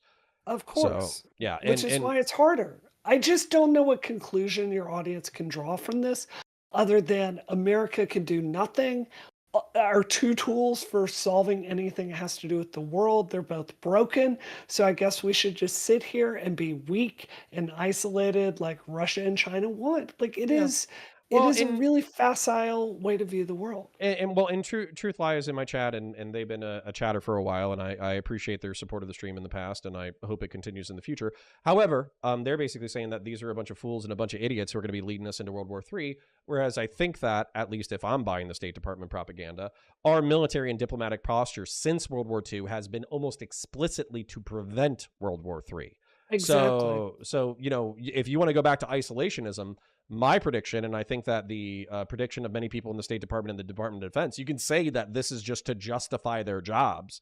But their prediction is that basically China will do what it wants to do. Russia will do what Yep. it wants to do. There will be a conflict that sucks in multiple parties. It'll be devastating on a level that we haven't comprehended before. And then eventually we're going to have to get involved because of how bad it is. And when you're talking about our intervention so far, few thousand lives in the war on terror, 50,000 lives in Vietnam, probably tens of thousands of lives in Korea.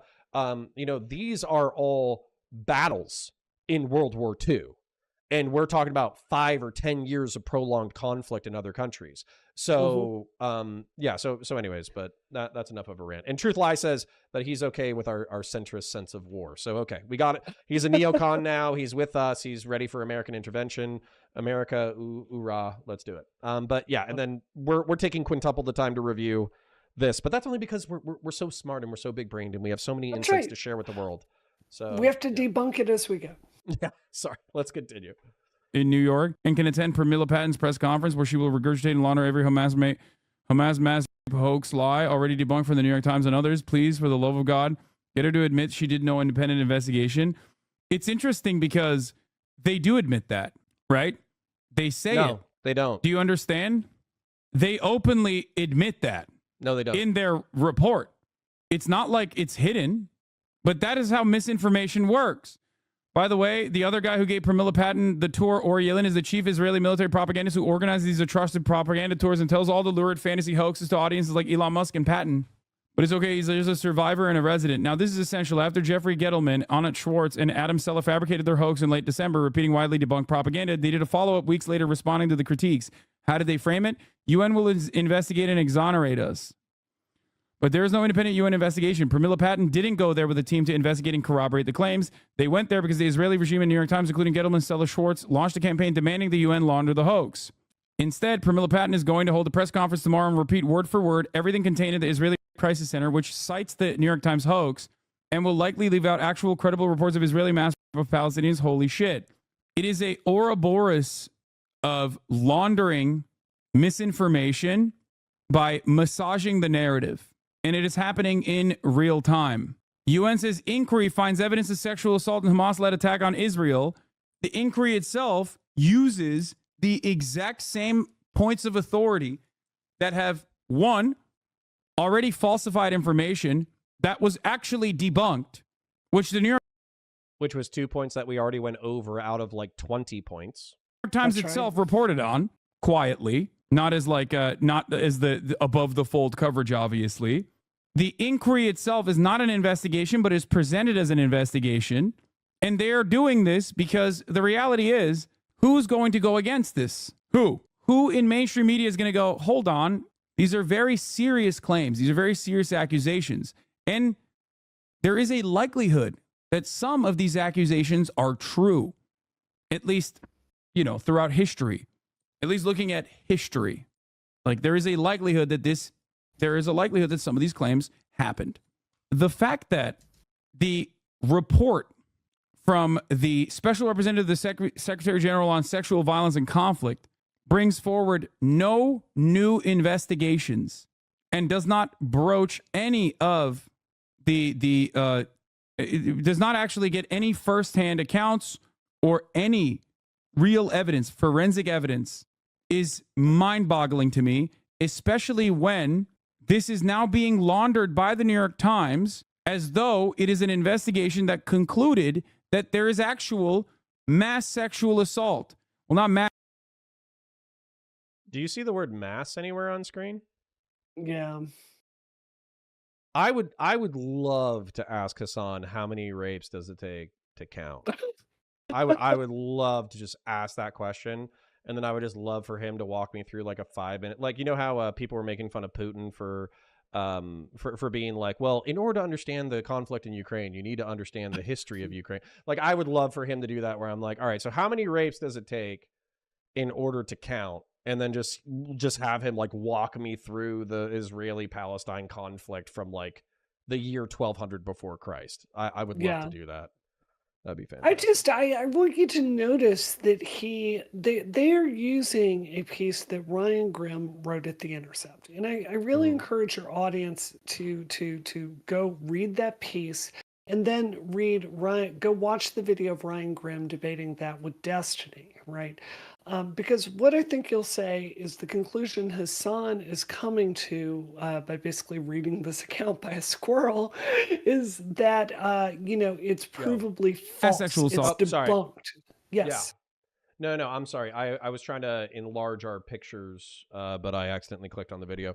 Yeah. And here's the thing. So right now, if you click to the sub pictures from the UN report, there's mentions of corroborative evidence. So let's just actually summarize the evidence real quick, okay? Sure. The UN mission, based off of the pictures that we read, or like I read on Twitter, was that there were likely rapes and murders along Route 232 and at the music festival, and that there were likely some sexual assaults at the kibbutz that was the site of one of the battles, and also sexual abuse of some of the hostages. Then it said that 34 of the people who they spoke to were first responders, released hostages, and witnesses from the day of. Okay. And the only way that you can get a more accurate retelling of events is photography, videography, which they did review, Yep. and then also the people who were actually raped and murdered. That's the only way that you can get closer, right? The other way that you can get closer is forensics, like blood samples, semen samples, et cetera, et cetera. But what I would say, and I think that it would be important for Israel to try to recover that evidence as a part of this. But also, I'm not going to be surprised if there's a breach in evidentiary protocol when you're trying to recover 1,000 bodies in Right. 24 to 48 hours. So will you be able to get a few rape kits done if they're particularly egregious? Yeah, sure. But are you going to be able to get 200 done, 300 done in 48 hours before the biological material degrades and it's actually worth doing? No. And so, Yeah. yeah, and this is like the horror of it. This is why if I was an Israeli, I would be pissed off at Hasan in particular. So what Hasan is demanding of us as the audience and the Israelis as the people who suffered this attack, he would want, without thought of moral consideration, he would want all of the meat stores within the vicinity of the massacre to volunteer their freezer trucks to I'm not laughing. We had to do this in Iraq for Oh, our wow. dead and wounded. Oh, They would want to volunteer their freezer trucks to show up to take the bodies, set the correct temperature for evidentiary preservation, move 1,000 civilians into the freezer trucks and freezer trailers, and maintain them for perfect law enforcement processing. yeah. Instead of getting onto a war footing. Getting your... And by the way, we're just talking about there's rape and murder, okay? I would say murder is a pretty high bar. That's pretty fucked up. I would say raping somebody before you murder them is probably along with torture, is the only thing that you can do that would be worse than that. And so we're already talking about being here. We're talking about being 90% here of the worst things that human beings can do to each other. And he's asking for evidence of that last 10% because he thinks it's being used as propaganda in turn to hurt people that he cares about. I understand his concern. I still think it's fucked up, and he would never apply it to any other scenario on the face of the planet ever. 100%. And just two notes, like with your meat locker scenario, the reason they didn't do rape kits additionally is you had a NGO come in the aftermath, and Jewish burial practices like demand you bury your dead very, very quickly, right? They've just had something they, again, it's a magnitude worse than 9/11 for them.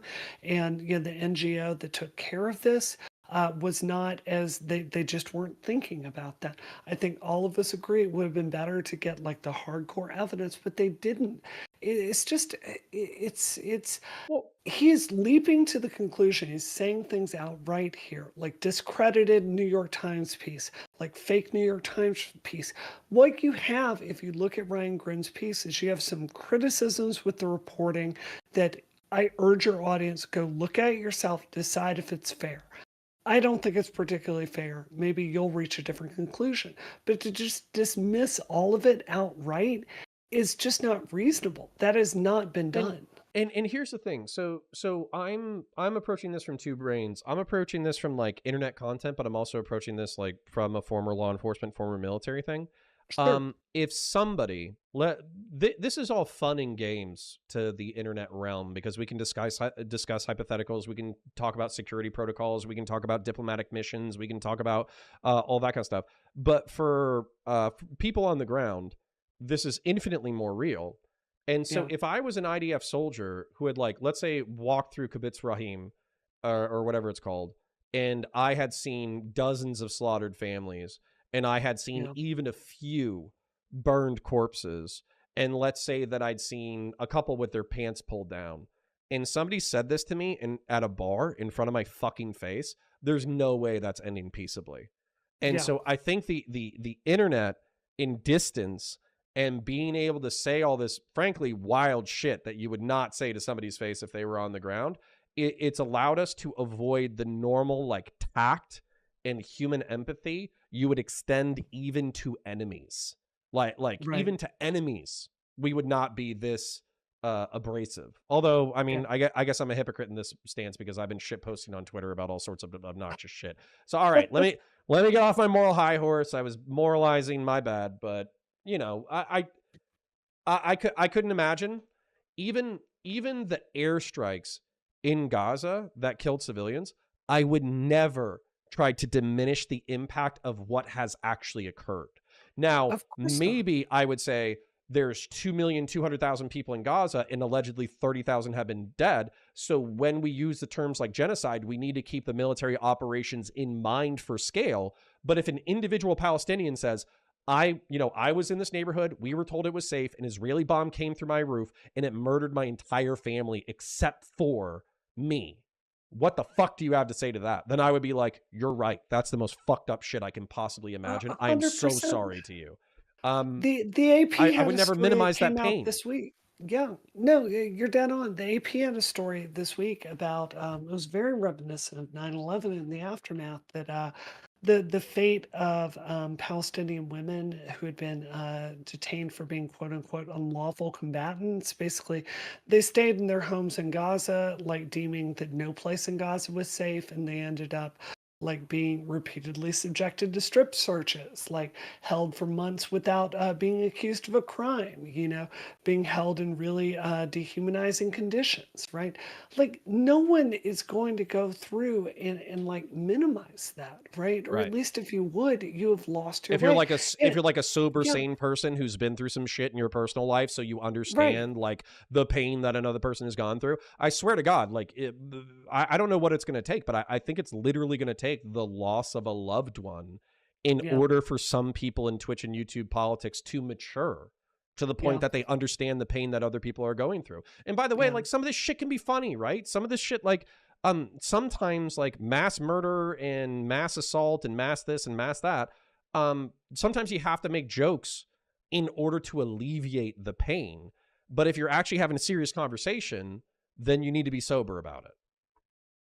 It's Connor, you served. I grew up on military bases. I've never known people that served that didn't deal with, frankly, the stress of dying with a little bit of humor. Fucked up humor. Like grim humor of it. It's just part of who you are, right? And frankly, it's a coping mechanism for what you did. But if I see a friend make a fucked up joke, and then 4 hours later, the real alcohol starts to hit, and then I start to see him breaking down a little bit, I'm not going to be like, oh, you pussy. Like, I might do that if I think that the joke is going to get him back to, being funny again. And like actually, it'll be a relief to him to drag him back from his dark thoughts. I might do it if that was the kind of situation. But in order to have that kind of relationship, you have to be like you have to know someone basically, and you have to be close to them. And if you make fun of somebody during their like greatest moment of emotional pain, you run the risk of absolutely destroying a relationship for the rest of your fucking life. That's right. So so the fact that we're being so callous and cavalier, and we're trusting a squirrel in order to give us political analysis of mass rape and murder, I think it speaks to our era, to be honest. I think it speaks to our time as a people. But before we rant and rave longer, let's keep it moving, so maybe we can at least get through half or something. Sweet. Just so you know, I have a hard out at 9:15. 9:15. What time is it right now? 57? 9 o'clock, just about. Yep. Yeah, so let's run for 13 more minutes. Let's try to do 1 or 2 pauses max, and then between 9:10 and 9:15, we'll just kind of give us time to decompress and do an outro. But honestly, the past 5 minutes, I didn't hear a whole lot of new information from Hasan. I kind of heard like repetition. So I'm wondering if he's going to repeat himself again. But let's find out together. Now they've lowered the intensity to sexual assault.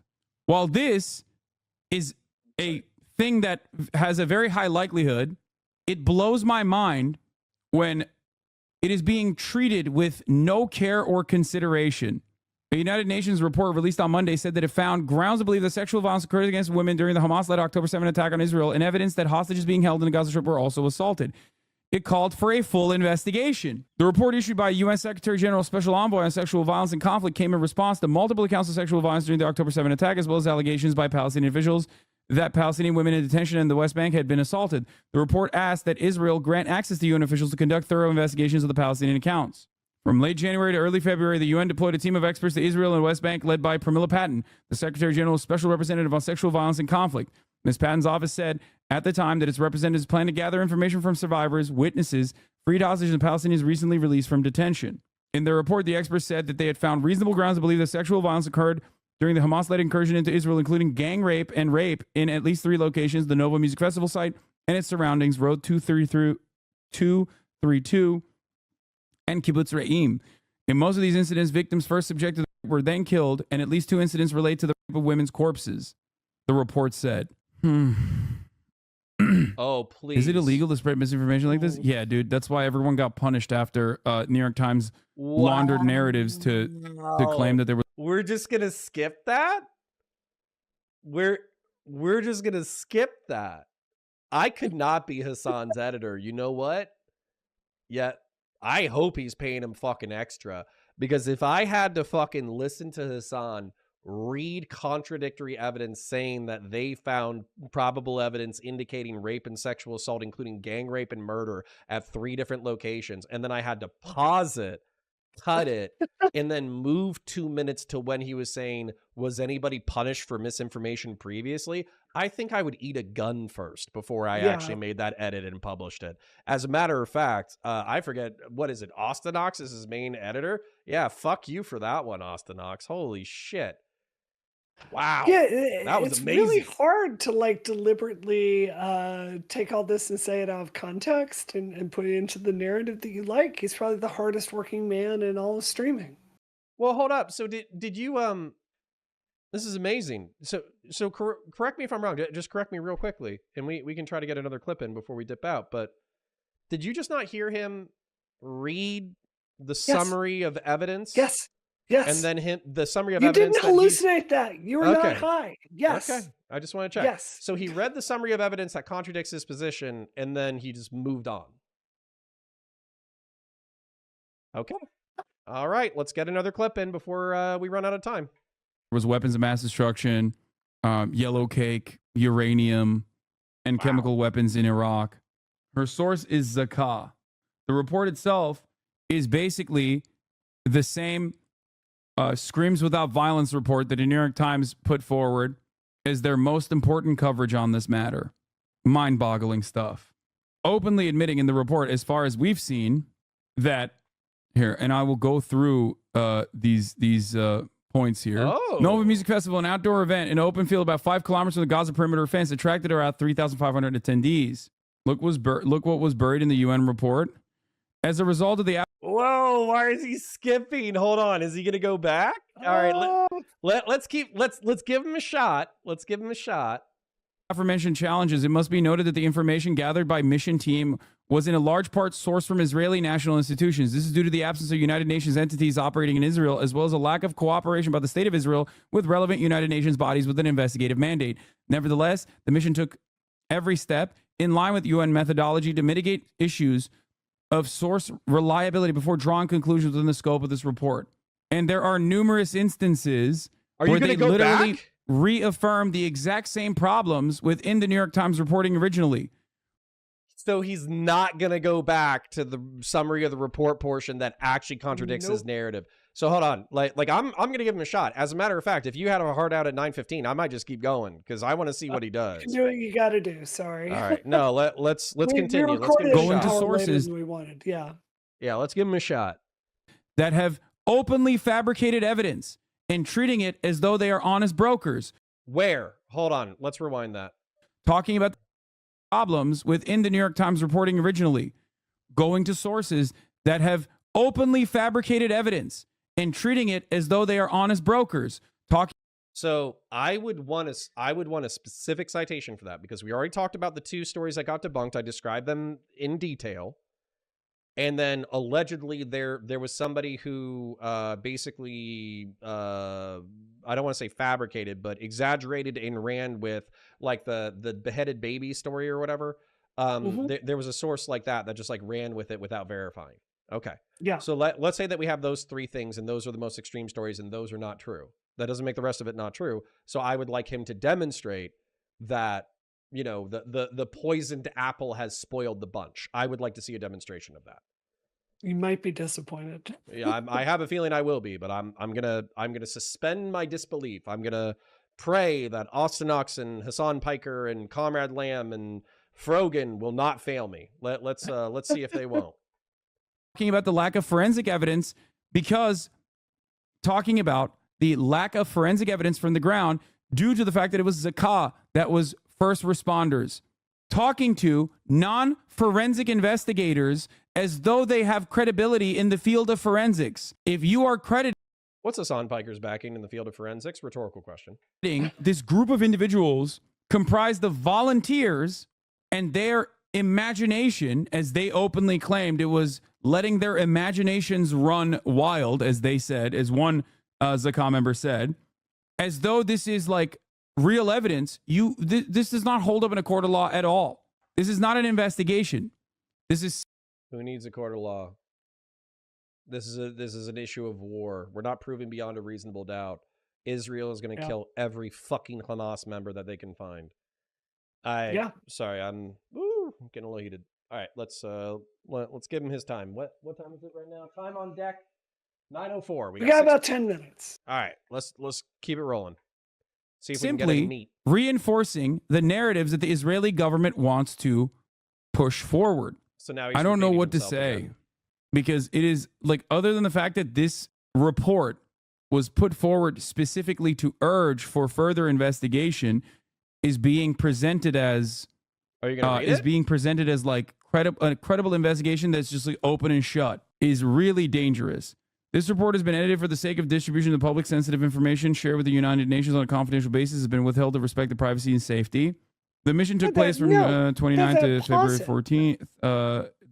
This is not being presented as something to encourage more reporting. That is an aspect of it, but this is the fact-finding that the UN is doing. We can take this as a corroboration of many aspects of what other people have reported. That's just not true. This is just, like, I'm not crazy, right, Connor? No, you're not crazy. And then here's the here's the thing.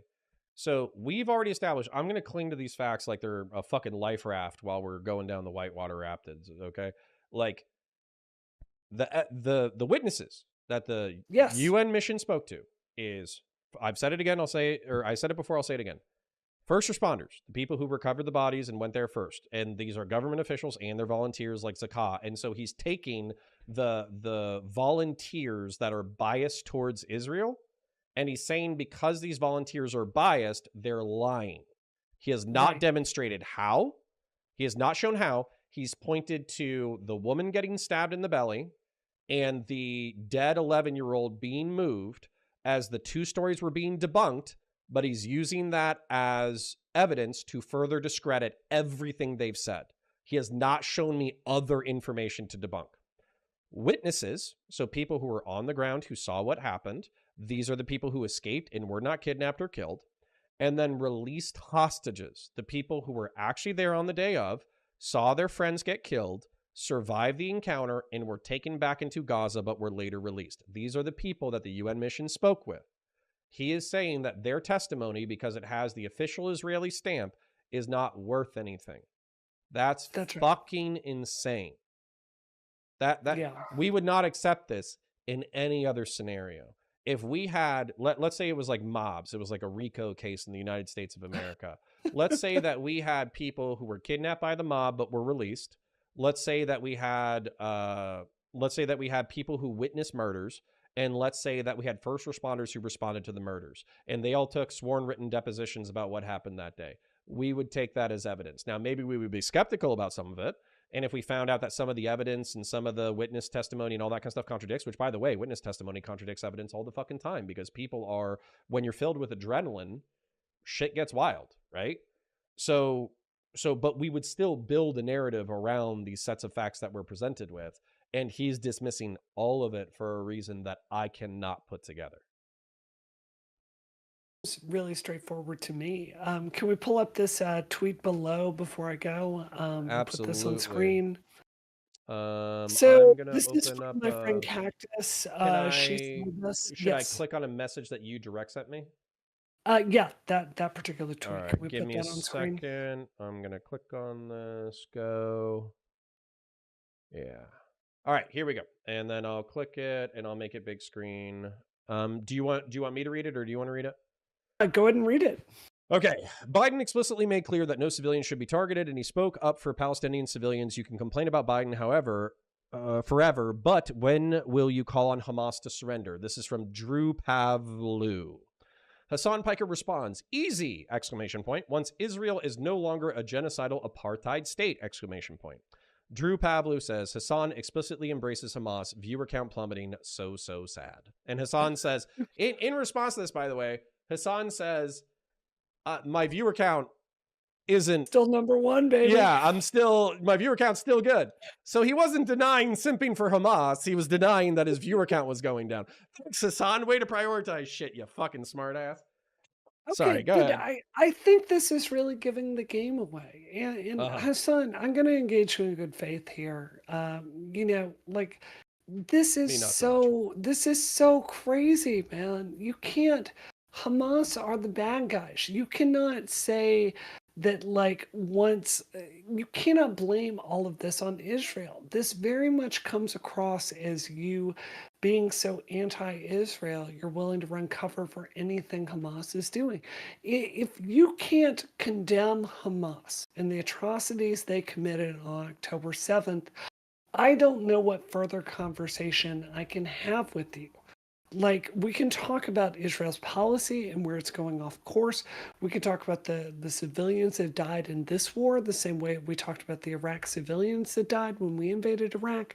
But if you're not willing to just admit that these guys are fucking terrorists, I don't know what good faith we can give you, and I don't know where else the conversation can go. Well, and so my frustration so far, I want to give it more time, right? Because sometimes people save it in the back end, right? They say some wild shit up front, they're a little bit hyperbolic, they do this, that, the other, and then they come back like on the tail end, and they're like, you know what? Let me actually summarize this so my perspective is made 100% clear. And then they hit all the bullet points that you want them to hit, and then you can be like, okay, well, I still think you kind of fucked up in the beginning with the way that you kind of framed this, the way you positioned it, the way that you forwarded information, the way that you omitted stuff, the way that you haven't actually read half of the shit that you're talking about on screen, which is fucking insane. So there's plenty of shit that I find wrong going into this, but if he gives me like a summary where he actually summarizes it accurately, maybe he could save it on the tail end. I don't think that's going to happen, but I don't want to like cut off right now. And then literally people are like, oh, well, at timestamp, you were at timestamp 15 minutes, 48 seconds. And at 18, he actually espouses your perspective. Like, I don't want that shit to happen. So I want to give him a little bit more time to explain, even though I'm not very hopeful. But we are coming up on your hard out. We got like 3 minutes left until your hard out. So I want to give you plenty of time to, kind of get out of here. But do you want I'm going to continue. I'm going to see if we get to that moment where Hasan totally redeems himself. Is there anything that you want the folks at home to know before you go? Yes, I'm going to be on Adam and Stitch tomorrow. Obviously, this Sweet Baby Game thing is heating up. I'm one of the OG Gamergate figures. I've got some things to say about that. So I will be there. I'm going to be on, I'm doing Israel-Palestine debate on Monday night that I'm very, very excited about. That's going to be on Ben Burgess's show. Very excited about that. And I'm doing Wick on Tuesday, and then a whole bunch of other stuff that has not been announced yet. So going to be a busy media week. And then I think Thursday, we are going to have a debate here on our show. Nice. And then please continue calling it Adam and Stitch, but it is Sitch and Adam. Sitch and Adam. I have, and I always tell them to change it to Adam and Stitch because it's like Lilo and Stitch, right? Yes. That's what it sounds like, but they refuse to embrace the marketing, unfortunately. So it's okay. 100%. All right, then. I'm going to jump off, Connor. Good show. I'll see you earlier next week, okay? Okay. Pray for me a little bit as you leave, just so I don't actually have a cardiovascular event on stream. I'm going to give Hasan a little bit more time to redeem himself and see if he can do so. So, all right. Appreciate you. You have a beautiful night. Okay, ladies and germs, we are on our own. So, you know, I got all the kitties to myself, and by that I mean you fine folk at home. But you already know where I'm at, but I'm just going to summarize it real quick. I don't like hating people. I really don't. I really love hating Hasan. The reason why is because he makes it so fucking easy. And tonight, I find this particularly contemptible. Reason being is because the information is on screen. We see the contradictory information. When he's about to click and read the contradictory information, he clicks away. When he does accidentally read the contradictory information, he minimizes it. Then he repeats probably 3 or 4 times so far that all the contradictory information is bullshit. And that also this is just like Noam Chomsky manufacturing dissent, State Department propaganda intended to murder brown people because the honkies are just so fucking evil. So for me, this is like, this to me, like honestly, the fact that 30,000 people or 20,000 people live didn't point out that he was reading contradictory information and then minimizing it is alarming to me, that there's 20,000 people that can do that without thinking. That's crazy to me. That's fucking bananas.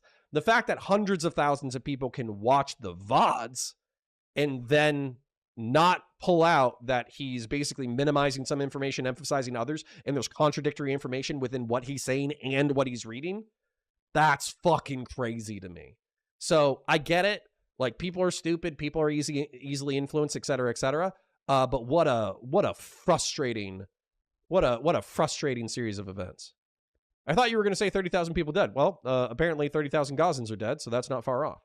Weld QC John, you said that you wanted me to respond to something, but I asked you to repeat it.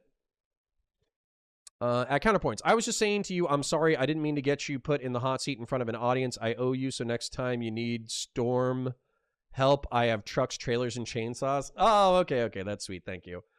No problem. And I appreciate that. We should do some disaster relief as a channel. As a matter of fact, since Hurricane Ian, I think last year, 23, we haven't had like a major disaster relief project. We did go out to Cincinnati, which I consider kind of like a trip, but that was taken care of by PV. So I want to do something else, right? I want to do some on the ground disaster relief.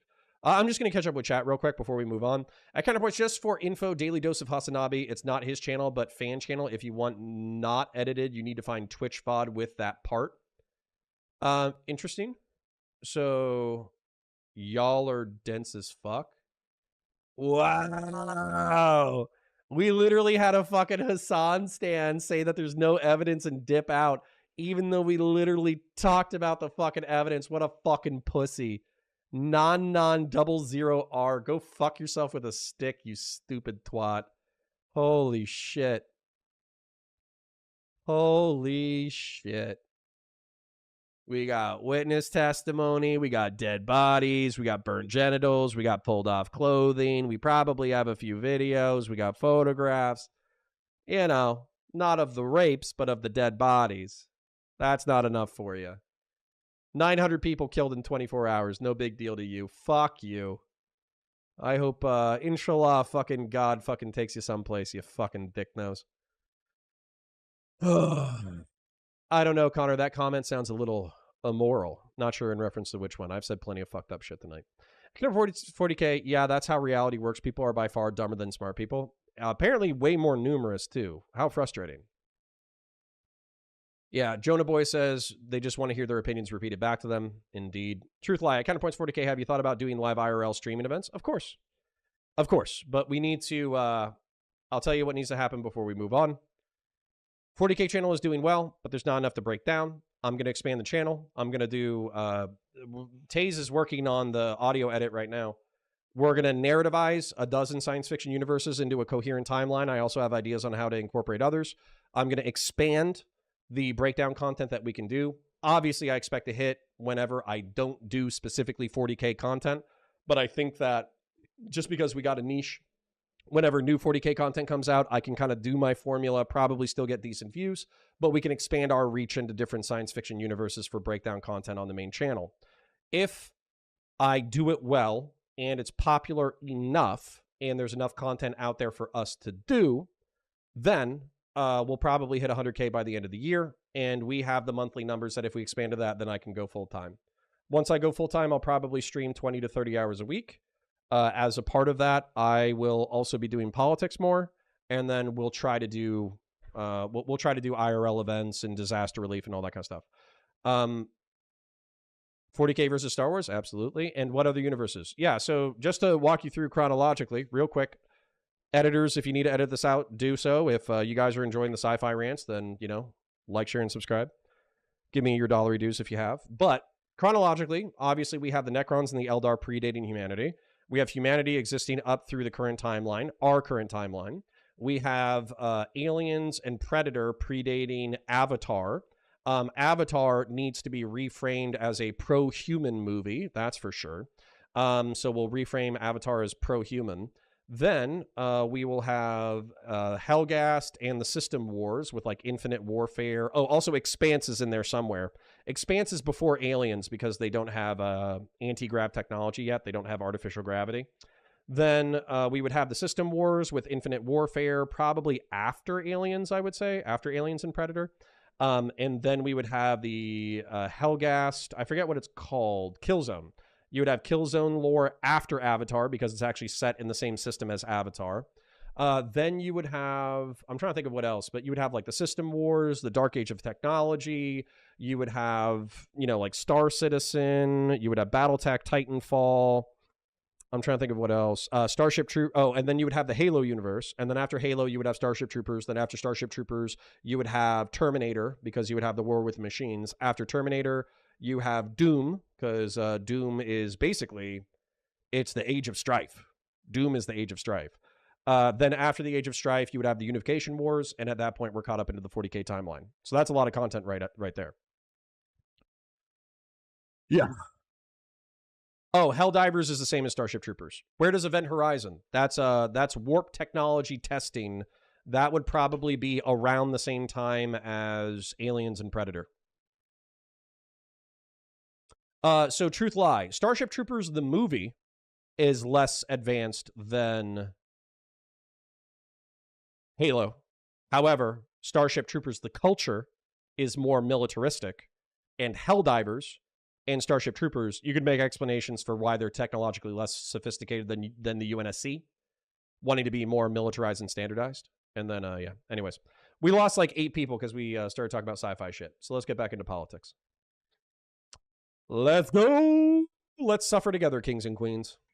The mission team was led by SRSG SVC, who was supported by a technical team composed of 9 experts drawn from the United Nations, including staff from the Office of the SRSG, and specialists trained in safe and ethical interviewing of survivors and victims and witnesses of sexual violence crimes, a forensic pathologist, and a digital open source information analyst.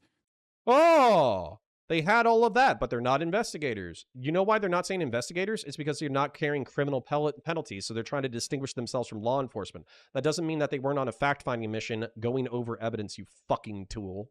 I'm gonna be a little bit more hyperbolic because I'm by myself. The mission team received the full cooperation of the government of Israel.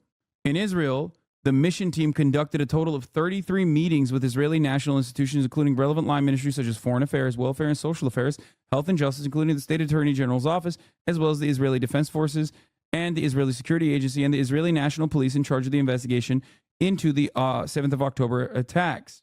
They met with the President of Israel, the First Lady. The mission team conducted several visits to Shura military base, the morgue to which the bodies of victims were transferred, as well as one visit to the Israeli National Center of Forensic Medicine. The mission team reviewed over 5,000 photos and around 50 hours of footage of the attacks, both provided by various state agencies, independent private sources, and through an independent online review of various open sources to identify potential instances of indications of CRSV. Further, the mission team conducted interviews according to UN standards and methodology. With a total of 34 interviews, including survivors and witnesses of the 7th of October attacks, released hostages, first responders, health and service providers, and others. The mission team visited 4 locations affected by the 7th of October attacks in the Gaza periphery, namely Nahal Oz military base, Kibbutz Be'eri, the Nova Music Festival site, Road 232, where reports of sexual violence had emerged. For the purpose of the present report, information was also gathered pertaining to incidents of CRSV reportedly committed in Kibbutzim Kfar Aza and Re'im, which the mission team did not visit. The attacks approximately resulted in 1,200 fatalities, thousands of injuries, predominantly among civilians. Based on information reviewed by the team, people were shot, often at close range, burnt alive in their homes as they tried to hide in their safe rooms, gunned down or killed by grenades and bomb shelters where they sought refuge, and hunted down on the Nova Music Festival site, as well as the fields and roads adjacent to the festival ground. Other violations included sexual violence, abduction of hostages and corpses, the public display of captives, both dead and alive, the mutilation of corpses, including decapitation and looting, and destruction of civilian property. The national authorities face numerous challenges in the collection of evidence in pursuit of their investigations of the crimes committed during the October 7 attacks, including challenges of coordination and information sharing between governmental agencies, with very specific challenges related to the crimes of sexual violence. These included limited survivor and witness testimony.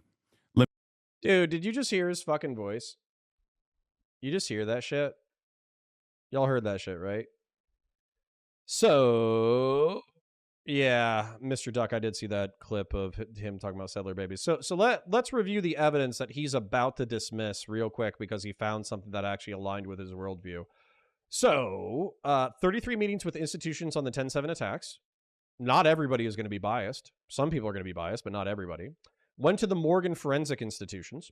Okay, so literally the people who were handling the dead bodies, the forensic techs and the doctors who actually handled the bodies. Reviewed 500 hours of footage and photos, including autopsy photos.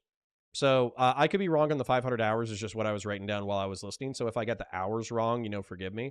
But at the same time, if I had to watch 500 fucking hours of snuff films of people getting fucking murdered and 500 hours of fucking photos of, people who had just been murdered and burnt alive and dead, desecration of corpses, decapitated, et cetera, then, I might need to take a little bit of a fucking break. So here, this is all the evidence. If he says the word no evidence again, then, fuck him.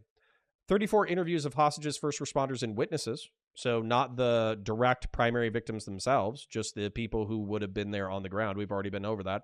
Hostages are people who actually were there, saw what happened, and were kidnapped by Hamas, taken into Gaza, and then released. So they should have a pretty good idea of what's going on. First responders would be the first people to actually get into gun battles with Hamas and actually recover the bodies. And then witnesses would be people who escaped, but who actually saw what happened on the day of. It doesn't get closer than that, except for the actual raped and murdered people. 1,200 fatalities, 900 of them civilians. I'll make that distinction, even though he won't. Shot, burnt. Oh, and this is all confirmed, by the way. So these are the kinds of death that we're reviewing. Shot, burnt alive, grenaded, and hunted down at the music festival. No dispute there. There was sexual violence, decapitation, and looting. Again, no contradictory information presented within the summary. So let's see if he presents any contradictory information or if he clings to the same repeated talking points that he has done so far. I am hopeful, but I am expecting to be disappointed. So let's see if Hasan can save us on the tail end. Limited forensic evidence due to the large number of casualties and dispersed crime scenes in a context of persistent hostilities.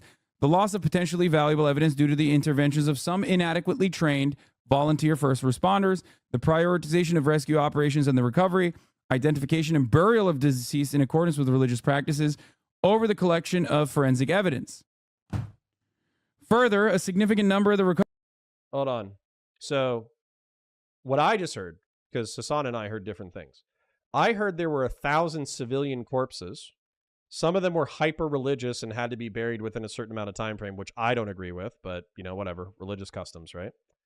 I heard that first responders were prioritizing rescue because they were looking for living beings, and so they weren't trying to collect the fucking semen off of the raped and murdered corpses. That's what I heard. What he heard is... I'll let him explain it. That way I'm not mischaracterizing his perspective. Let's see what he heard. That's what I heard, is it was a chaotic scenario, 1,000 dead bodies. Some people need to be buried immediately.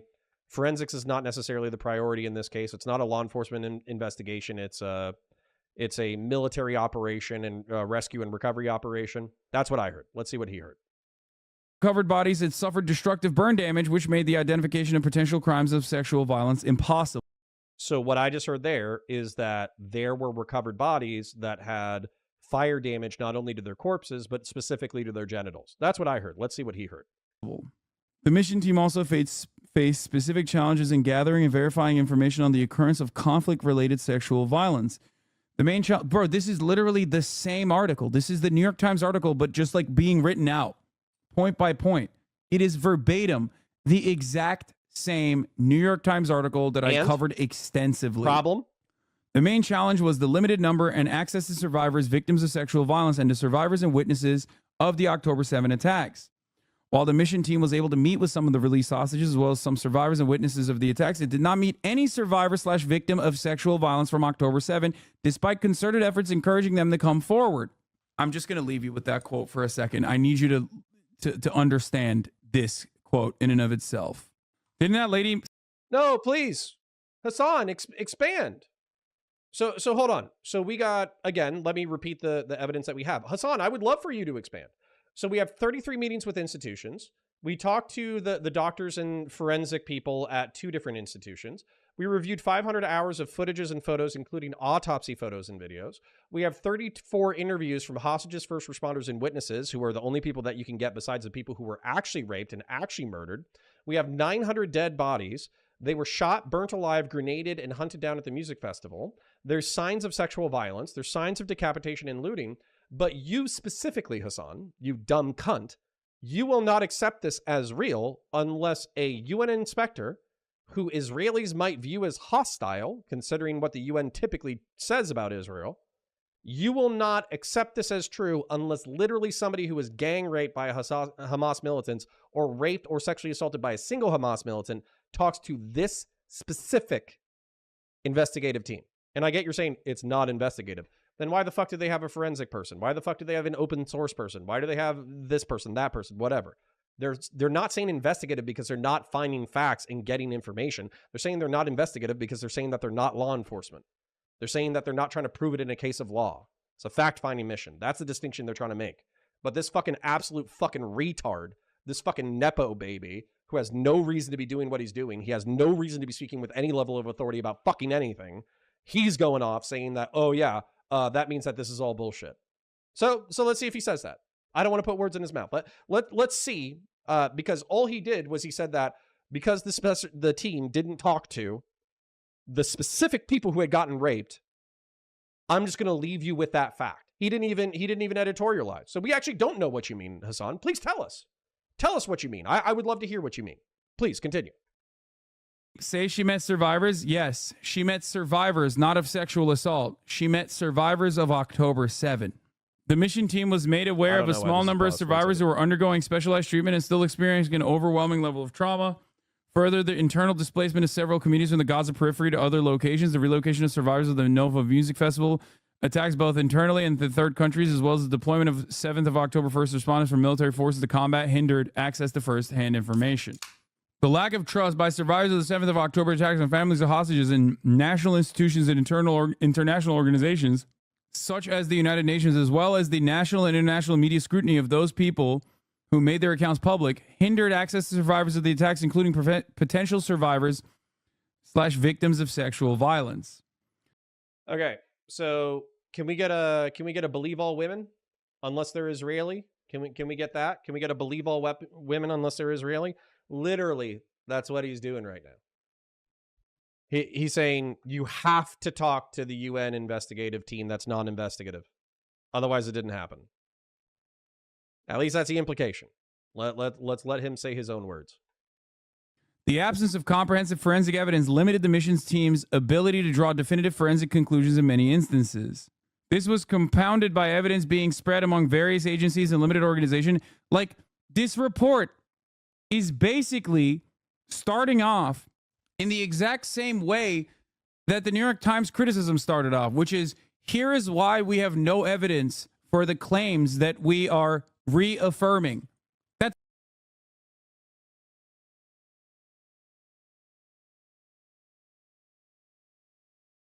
chat. Do I need to repeat it? Do I need to repeat the evidence that we've actually already evaluated? 33 meetings with institutions, Morgan Forensics, 500 hours of photos, 34 interviews with first-hand accounts, 1,200 fatalities, 900 civilians, shot, burned alive, grenaded, and hunted down, sexual violence, decapitation, looting. No evidence. He's repeating that. I don't know why. If I was a family member of somebody who was there, I would fly to the United States and I would pimp slap this motherfucker. That's what I would do if I was a family member. I'm not a family member, so I'm not going to do that. But that's what I would do if I was a family member of one of the victims here. Let's continue. That's 10 fucking points of being like, yeah, we got no evidence. That's right. We have no direct firsthand evidence. We just don't have any evidence. We don't have any evidence. We don't have any evidence. Over and over and over again. Yeah, repeating it doesn't make it true, you stupid fuck. You dense fuck. I wish I could deport you from my fucking country, bro. I wish your fucking parents hadn't wanted a better life for you. I wish they'd fucking kept you in Ankara, you stupid cunt. Holy shit. Amazing. Fucking amazing. No evidence. No evidence, he says. I literally just did it. 33 meetings with institutions. Went to the morgue and the forensics institution. 500 hours of footage, including photos of autopsies. 34 interviews with hostages, first responders, and witnesses. 1,200 fatalities, 900 civilians. Shot, burnt alive, grenaded, and hunted down at the music festival. Sexual violence, decapitation, and looting. That's the evidence that they found, but no evidence according to Hasan. So, excellent. Okay, so according to the UN mission, evidence. According to Hasan Piker, the Los Angeles-based Twitch streamer, no evidence. I'm going to stop repeating myself. But if I'm going to say something edgy that I'm assuming is going to get clipped out, where I'm basically calling this guy a stupid cunt, which I absolutely believe 100% with my fucking body, then I'm also going to repeat the part that he's omitting. Stupid cunt. Solid Deep State Center of Excellence. Excellent. Please send me more money. Rewind and take a shot every time he says no evidence. No, I'm not going to, because I would die by the time that we're done. Let's continue. Again, but I repeat, this is the title. UN says inquiry finds evidence of sexual assault and Hamas-led attack on Israel. Because they did, you dumb cunt. One must ask why the New York Times would put an article title such as this one. This is not editorial. For the record, this does not mean that no sexual violence occurred on October 7. It does not mean that at all. Good save, little bro. As I've said, there is a likelihood that sexual assault may have occurred on October 7. However, this report does not prove that. The only thing this report proves is some of the misinformation that was repeated as though it was objective fact, and it also proves that there is no evidence for it. It proves the exact opposite of what the article title is suggesting. We've moved away from, there's a goal shifting here as well. A goalpost. No, there isn't. There really isn't. What's going on here is Hasan is shifting the goal in the audience's mind that you need definitive evidence. You need semen samples. You need semen samples to match Hamas fighters. You need bruising in the, and he won't talk about this because he's a fucking coward and a pussy and doesn't want to fucking lose his monetization. I, on the other hand, actually have some principles, so I'll go ahead and talk about it even if I lose monetization. But what he's saying is you need to see bruising, you need to see fissures, you need to see rips, you need to see tears, you need to see blood, you need to see semen, you need to see all that. That's what he wants to see. He doesn't want to say that he wants to see it because he wants to fucking keep his fucking Amazon bucks. But that's what he wants to see. He wants to see definitive proof. He wants literally the refrigerator trucks that I mentioned earlier. He wants, instead of focusing on the military operation, rescue operations, burying people within a timely manner, he wanted Israel to roll up dozens of refrigerator trucks, recover all of the murdered and wounded and dead, preserve them perfectly for forensics people in order to go through, have them keep them at the perfect temperature in order to be able to recover semen, get semen, and then every single Hamas fighter that IDF is currently blowing off the fucking face of the map, they want them to go get a blood sample from that person and then match it. That's the level of proof that Hasan would take in order to corroborate these narratives. And by the way, there have been 2 sub-stories that have been disproven, whereas there are half a dozen stories that have been mentioned in the UN report alone that he is actively ignoring. So, Hasan Piker, fuck you, you dumb cunt. You don't know what you're talking about. You're a disgusting fucking freak. Has moved. It went from systematic rape and gang rape occurred at the direction of Hamas to there is evidence for sexual assaults. Oh, you mean like in the title? The title that you just read to us 30 seconds ago that you said wasn't supported by the evidence? That one? The one that you're gaslighting your audience into not believing. Got it. Continue, please. According to the UN. Just remember that. Systematic mass rape conducted and directed by Hamas. Where? Show me. Show me. Show me the New York Times article that says systemic rape conducted by Hamas. Show me that original article and I'll admit that the fucking New York Times did something wrong.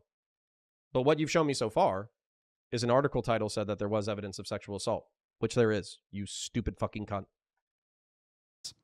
Has turned into UN says inquiry finds evidence of sexual assault in Hamas-led attack on Israel.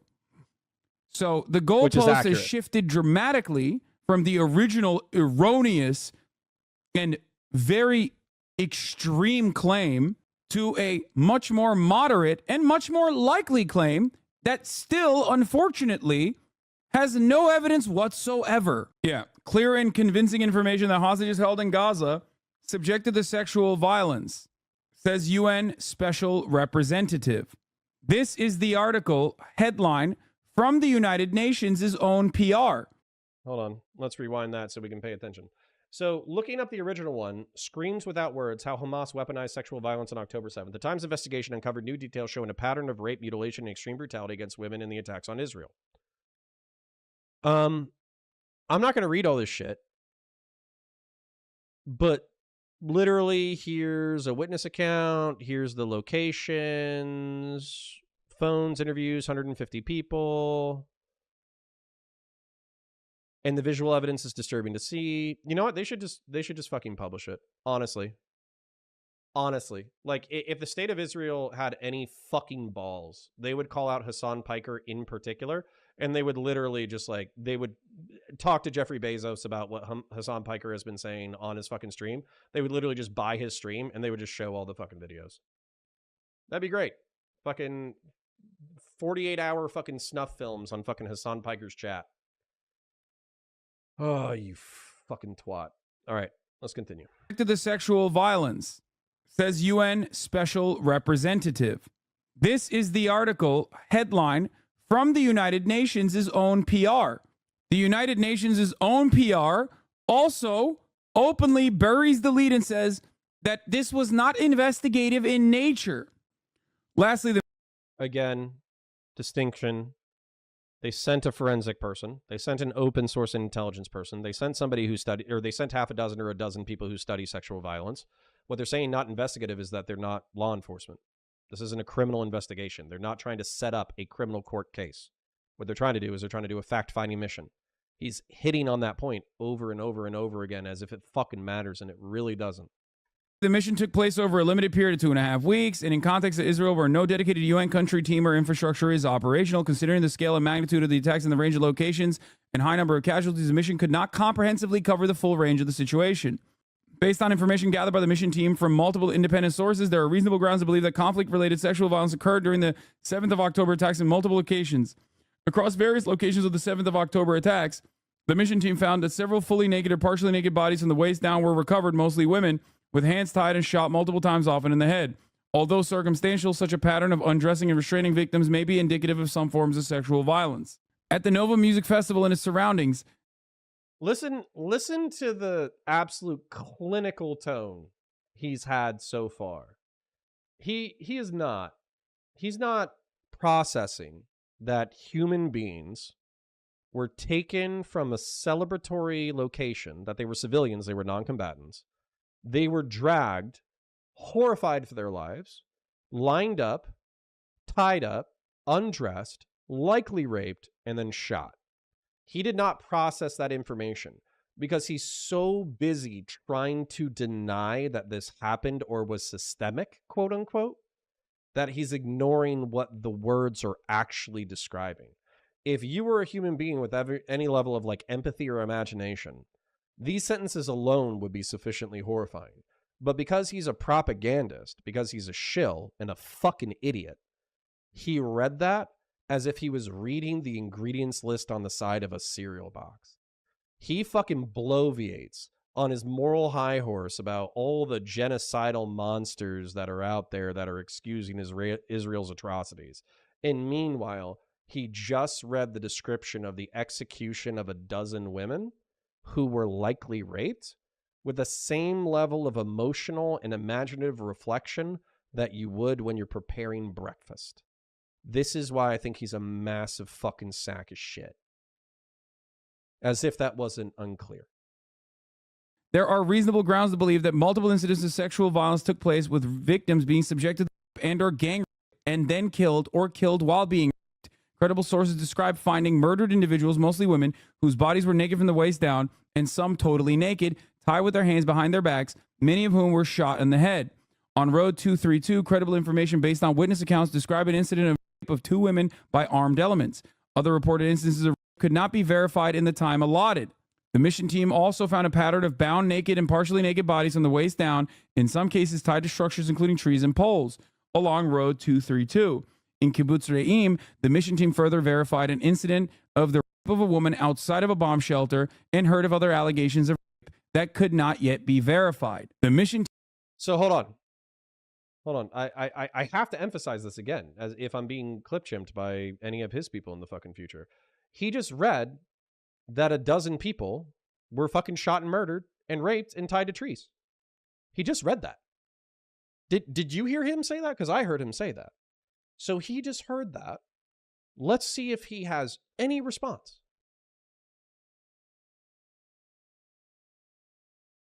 Team conducted a visit to Kibbutz Be'eri and was able to determine that at least 2 allegations of sexual violence widely repeated in the media were unfounded due to either news superseding. Oh, now he's excited. Oh, chat, did you hear that? Oh, this sick fuck.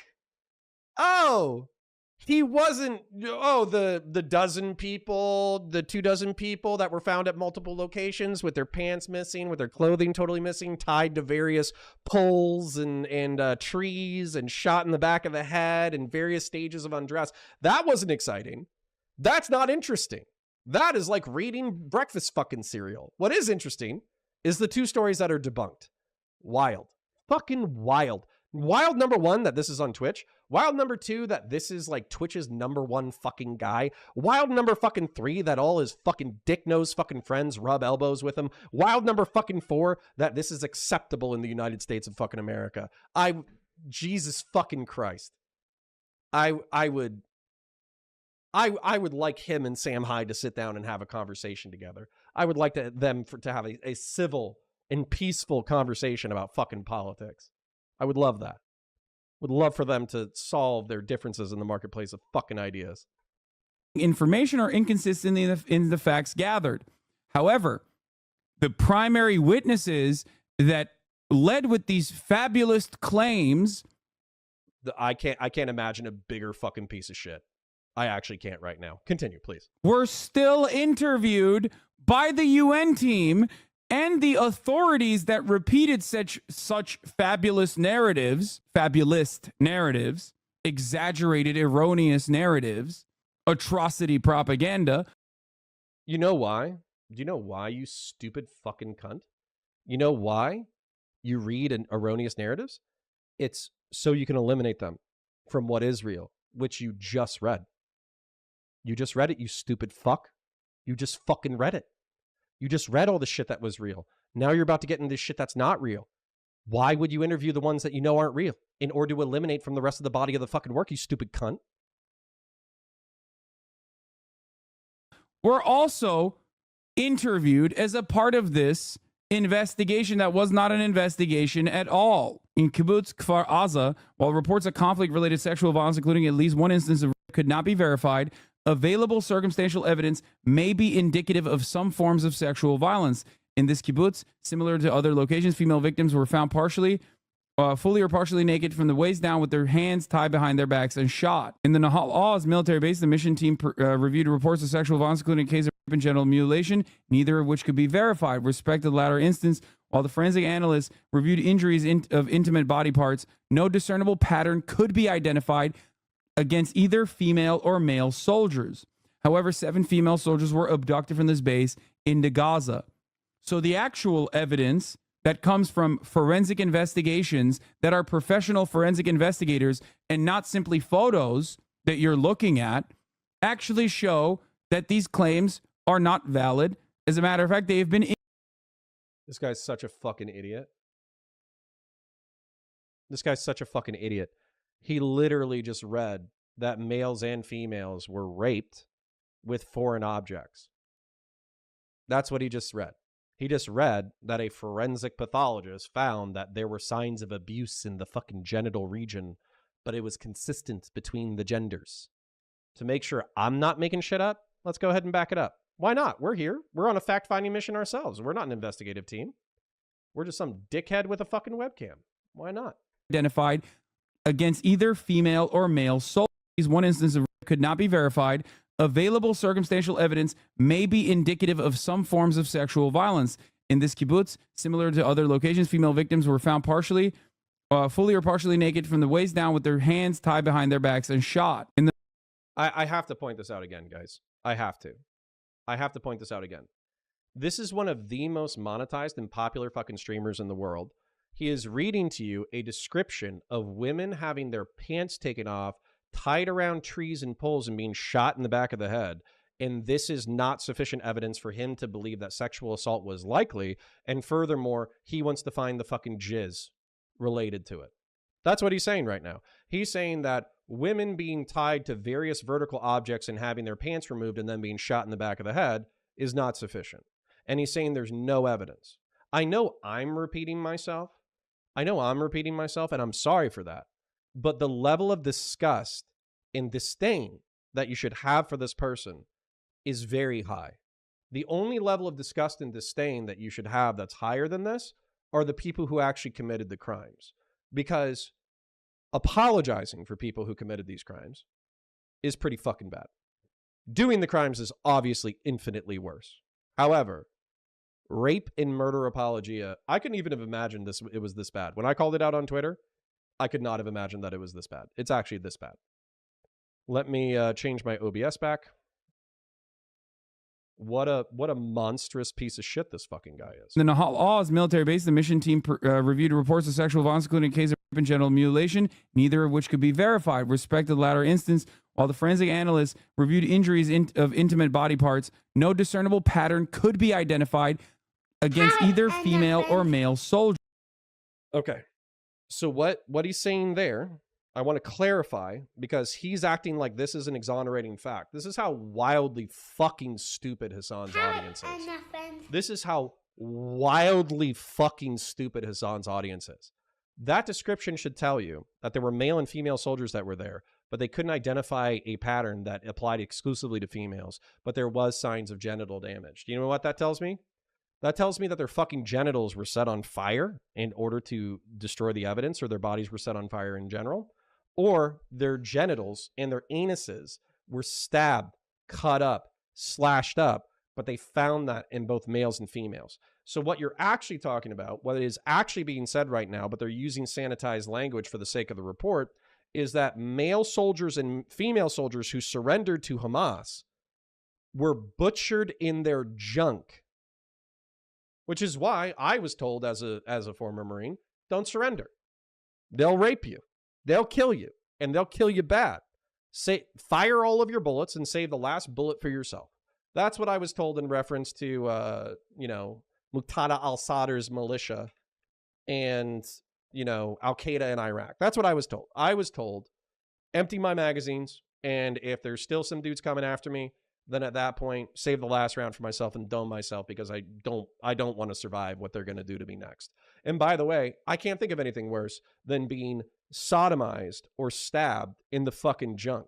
Yeah, we're fighting Dark Eldar. Yeah, that's exactly what's going on. So Hasan used the fact that soldiers at a base were both sodomized and had their junk ripped apart by either knives or fire as evidence that there wasn't rape committed. It's actually more disgusting than I had ever fucking imagined.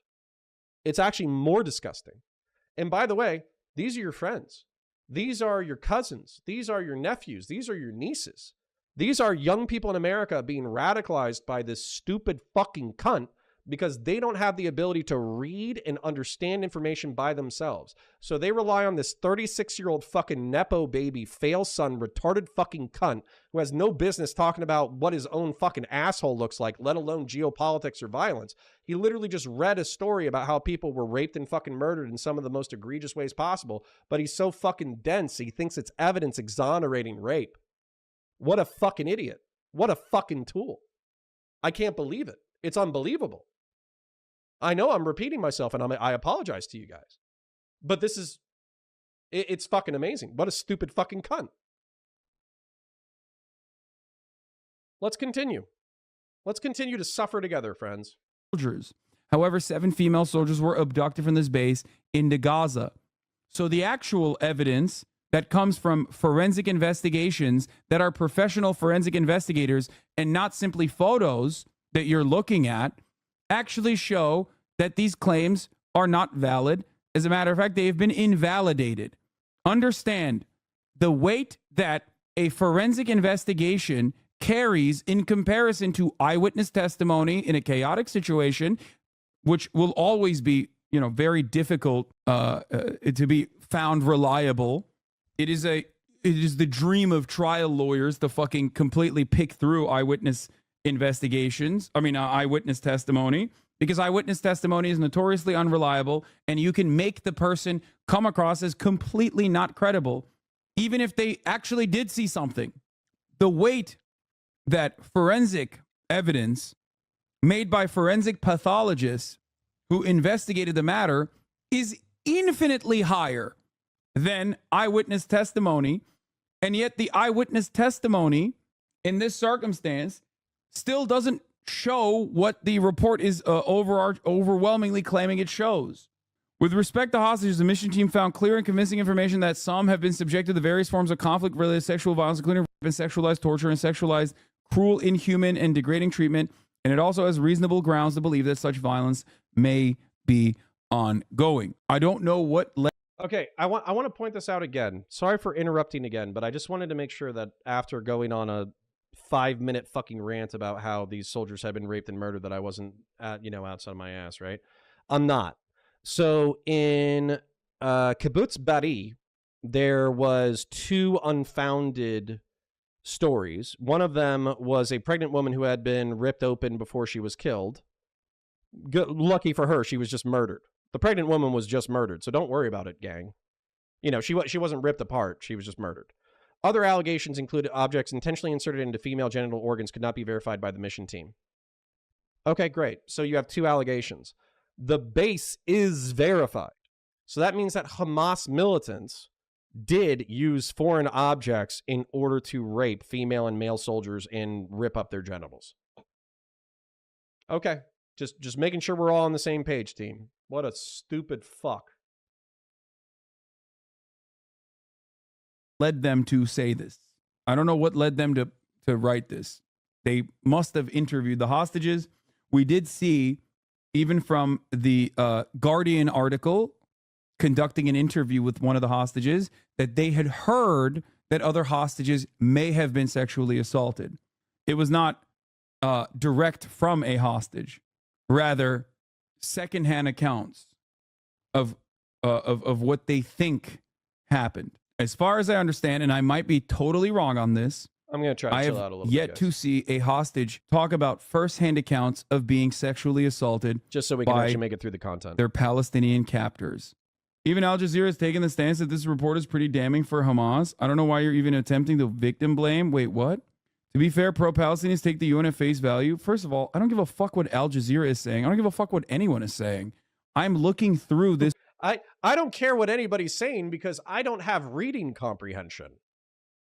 What a fucking idiot. Fucking idiot. Hey guys, I don't care what the experts are saying because I read it and I totally misunderstood it. I read it and I used it as an excuse in order to apologize for a terrorist organization. Hey guys, I don't care what other people are saying. I can't read. What a fucking idiot. What an asshole. That's like, this is my silver fucking lining, is I can't believe how unbelievably fucking stupid he is. That literally my silver lining is he has the reading comprehension of a fucking 4th grader. That's my takeaway right now. Holy shit. All right. Good one, Hasan, you fucking tool. This report to see if there is any veracity, any further evidence whatsoever, but the report itself is not actually represented as an investigation. Unless you personally misunderstood this line here, that the mission made up of Miss Patton and 9 experts, which was not investigative in nature, conducted 33 meetings with Israeli representatives examining more than 5,000 photographic. We've been over this before. That means that it's not law enforcement. It means that they don't have investigative authority. It means that they don't have law enforcement authority. That's all it means. There's still 9 experts. Otherwise, why would you send 9 experts there? What a fucking cocksucking piece of shit. What a fucking blowhard piece of fucking dog shit this man is. Images and 50 hours of video footage. This is not an investigation. That much they personally recognize and explain. Keep clinging to Regarding that. the occupied Palestinian territory, I'm gonna skip the parts about Palestinian captives. There's already so much first-hand accounts, by the way, first-hand accounts of victims, as opposed to no first-hand accounts thus far that I have seen in this report. When I first, you know why, you dumb cunt? It's because they were raped up against trees and then they were shot back in the back of the fucking head. You fucking idiot. started looking into the report, before I saw Evan Hill, who is a New York Times journalist, by the way, summarize the report's main points, I had no reason to believe that this was not an investigation. Or sorry, what Evan is at the Washington Post. Sorry, not New York Times. Formerly at the New York Times, now at Washington Post. He was a New York Times visual investigator, and now he's a visual investigator for Washington Post. He's great. The report on several occasions say they verified incidents or information, not explaining how, by the way, but it's not an investigation. So odd. Yes, they're saying that this is not an investigation. That is their own assessment. It's not mine. Oh, man. They said that they're not an investigation fucking once in the beginning. I wonder what that means. It probably means that they don't have law enforcement authority, not that they didn't go in order to find out what was going on in a layman's term. If Hasan had any kind of professional experience whatsoever, as a matter of fact, sorry, you're going to see my beautiful face for this little one.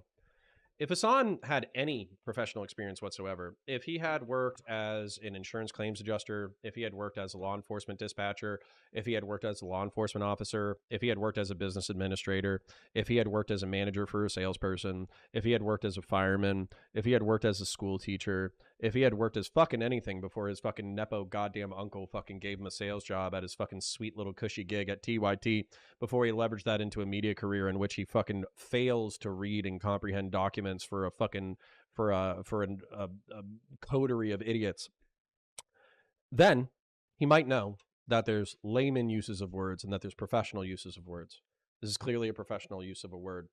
So since it's a professional use of a word, what I heard when they said that they're not investigative, but they're still reporting facts, is that they're not using it in the layman's sense as an investigative. They're going to find out more information and then report on their findings.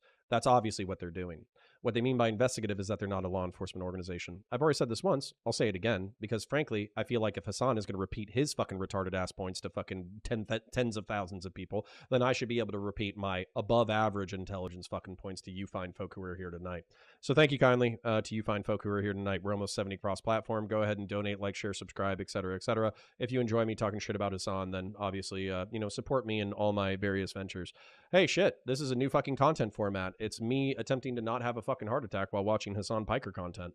Fan-fucking-tastic, this stupid fucking twat. But let's continue on.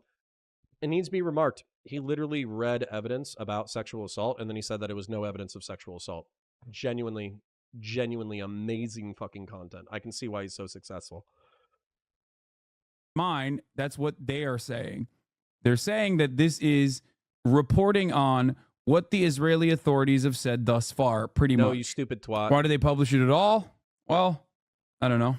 Oh, no, he's lying again. Lying either through stupidity or omission or commission.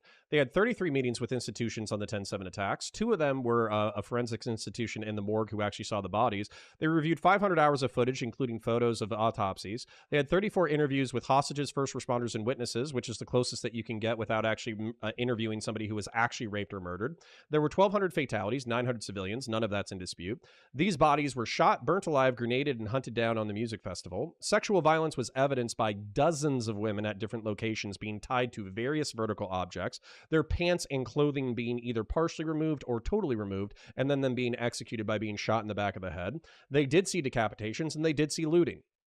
All of that I would consider contributive evidence, circumstantial evidence pointing to the rape and murder of civilians, but apparently Hasan Piker doesn't, because he has the reading capacity of a fucking 5th grader. Buried on page 15 of his 23-page report, the UN's Pramila Patton admits that all of our information comes directly from the Israeli regime. We're going to get there. We're on page 6. The mission was neither intended to, nor could the mission team in such a short period of time establish the prevalence of conflict-related sexual violence during and after the 7th of October attacks. The overall magnitude, scope, and specific attribution of these violations would require a comprehensive investigation by competent bodies.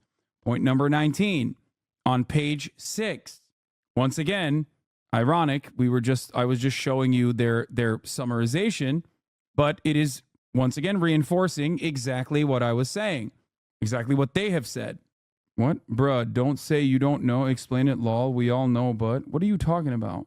Why does the IDF and these orgs lie about things when they could easily point out to the actual shit that happened on October 7th?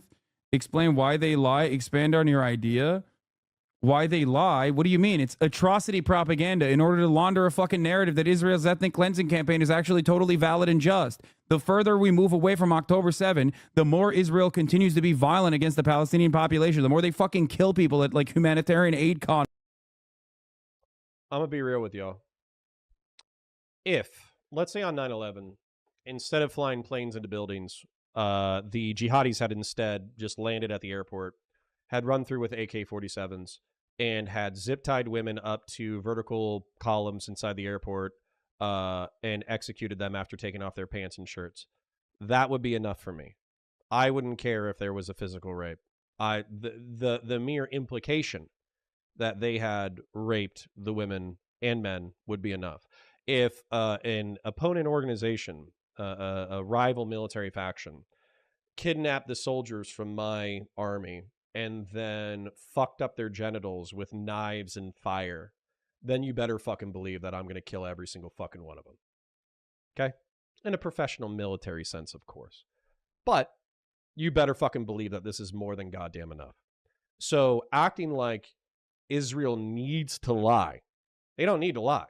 The truth is bad enough. They don't need to lie. The UN mission corroborated the fact that there was a half dozen soldiers that had their genitals fucked up by blades and fire. They corroborated that. They corroborated dozens of women found at various locations executed, tied to vertical structures with their pants removed. That's enough for me. That's more than enough for me. If I was an Israeli fucking soldier and I saw those photos or I saw those corpses, I don't need to hear or see anything else. It's time. It's fucking go time. Until Hamas no longer exists, you're getting wiped the fuck out. And then Gazan civilians, yeah, sure. Let's get them food. Let's get them tents. Let's get them some PlayStations. Let's get them some fucking Game Boys. Let's airdrop them some Nintendo DSs. They can go chill out. You know, they can go chill out in Rafah or wherever the fuck else. They can go chill out in the refugee camps. You know, we'll get you some generators and some batteries and all that kind of shit. But any fucking militants that want to throw down, hang out. We'll make some shit happen. Let's do it. Hasan acting like Israel needs any further pretext than what actually happened is incompetence and insanity. Let's continue to suffer together, friends. If you like the suffering, feel free to donate. Convoys, the more they need to recycle the same narratives over and over again. That's it. It's recycling atrocity propaganda. The original atrocities on October 7 are a lot, okay? They're plenty. However, it's not enough. It's not violent enough. It's not visceral enough. Or at least according to their assessment, it is not visceral enough. Probably because they have a bunch of propagandist cunts like you on the internet trying to minimize it since the day it happened, including your fucking Mod Frogan, you stupid twat. That's it. If you believe that Palestinians are mindless barbarians, they're not mindless. They were very intentional.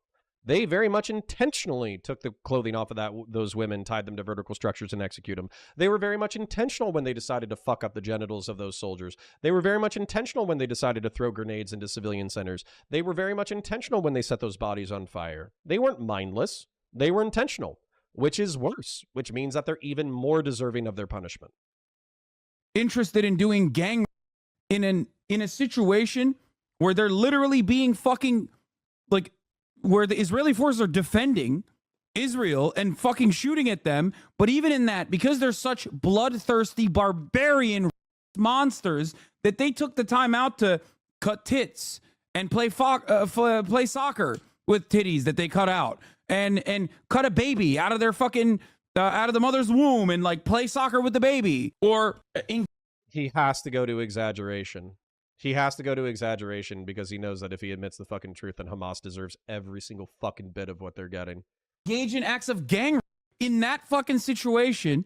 If you can get people to believe that, then yeah, of course they need to be cleansed. They need to be cleansed off this planet. No. See, Hasan, here's where you're wrong. I don't need my enemies to rip open the bellies of mothers and then play soccer with their fetuses. I just need them to cut off a third country national's head with a shovel and then post that video gleefully to the internet.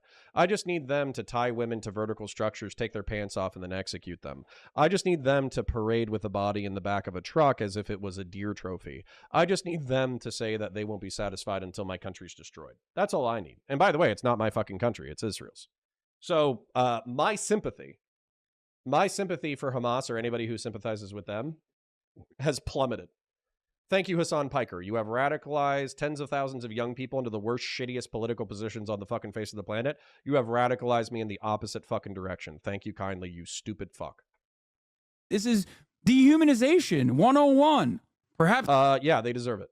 Israel's bloodthirsty ethnic cleansing campaign is not as violent as we previously thought it was. I'm putting it up to 1.25 because I can only suffer for so long. I'm sorry.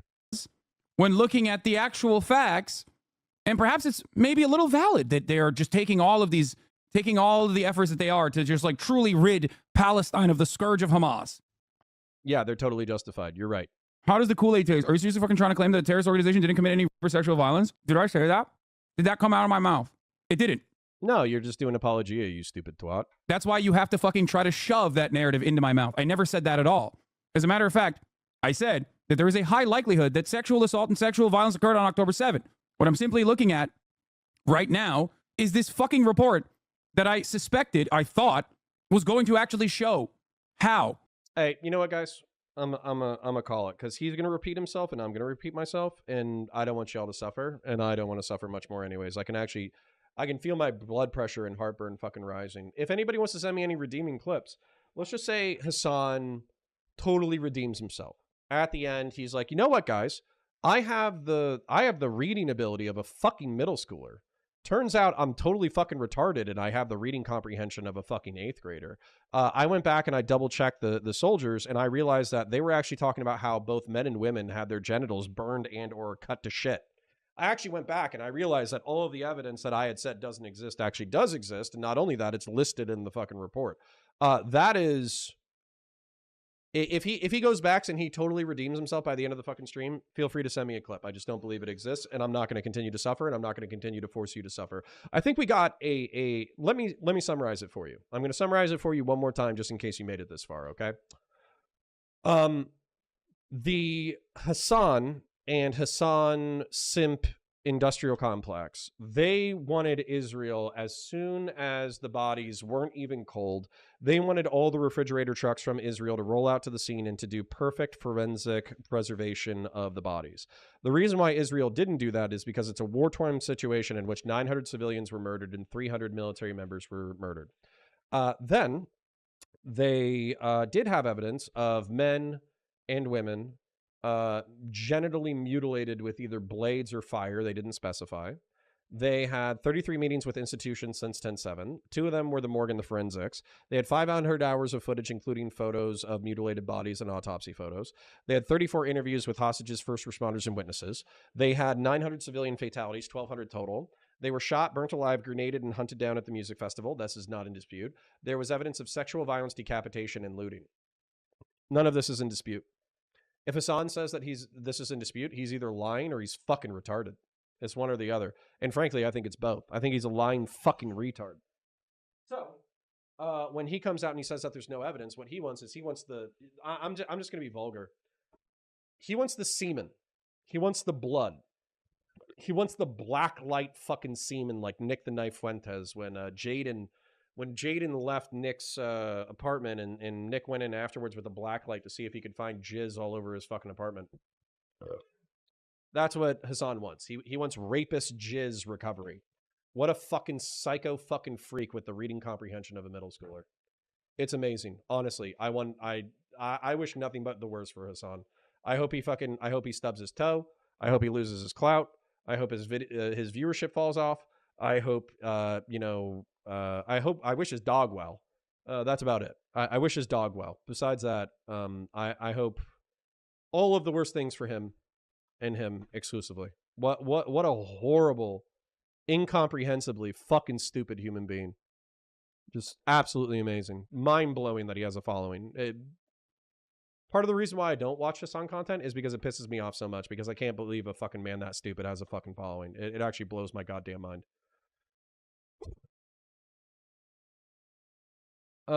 Truth Lie, like an hour ago, told me to stop watching Hasan.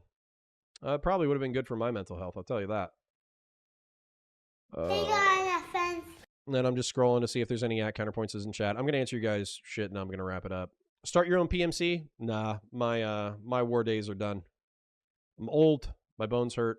My heart isn't what it used to. My guts aren't what they used to be. I'll work out. I'll get in shape. I'll train the next generation of warriors, but I'm not going myself. I'm done. I'm done with blood and guts.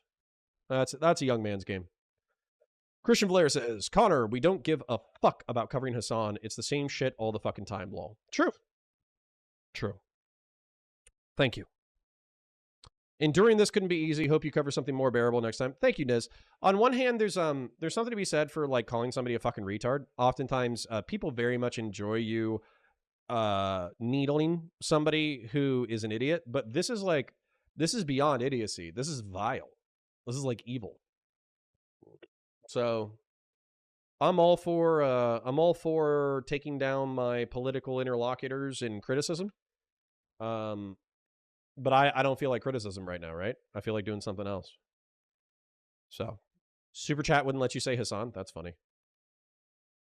OG Cicero. No, he doesn't actually care about the evidence. He wants Hamas to be as innocent as possible and the violence doesn't matter. Yeah, that was amazing. Thank lazy parenting and the education system. I will. If you were to make a PMC, what would you name it? I would probably do my last name, Strategic Solutions. Or I'd do my last name... Yeah, I'd probably do my last name, Strategic Solutions. Or I do like Counter Strategic Solutions or something like that.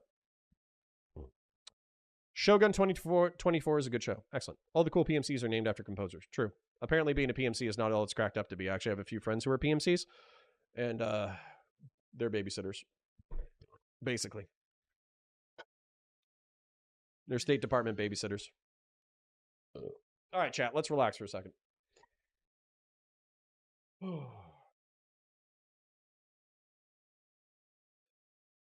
Okay. Israel needs to be stopped? Sure. Have Hamas surrender. Have them line up. We'll do what they did to the 900 people on October 7th. We'll call it a day. Sounds great. Sounds good to me. I need a break, guys. Give me a second before I say goodbye.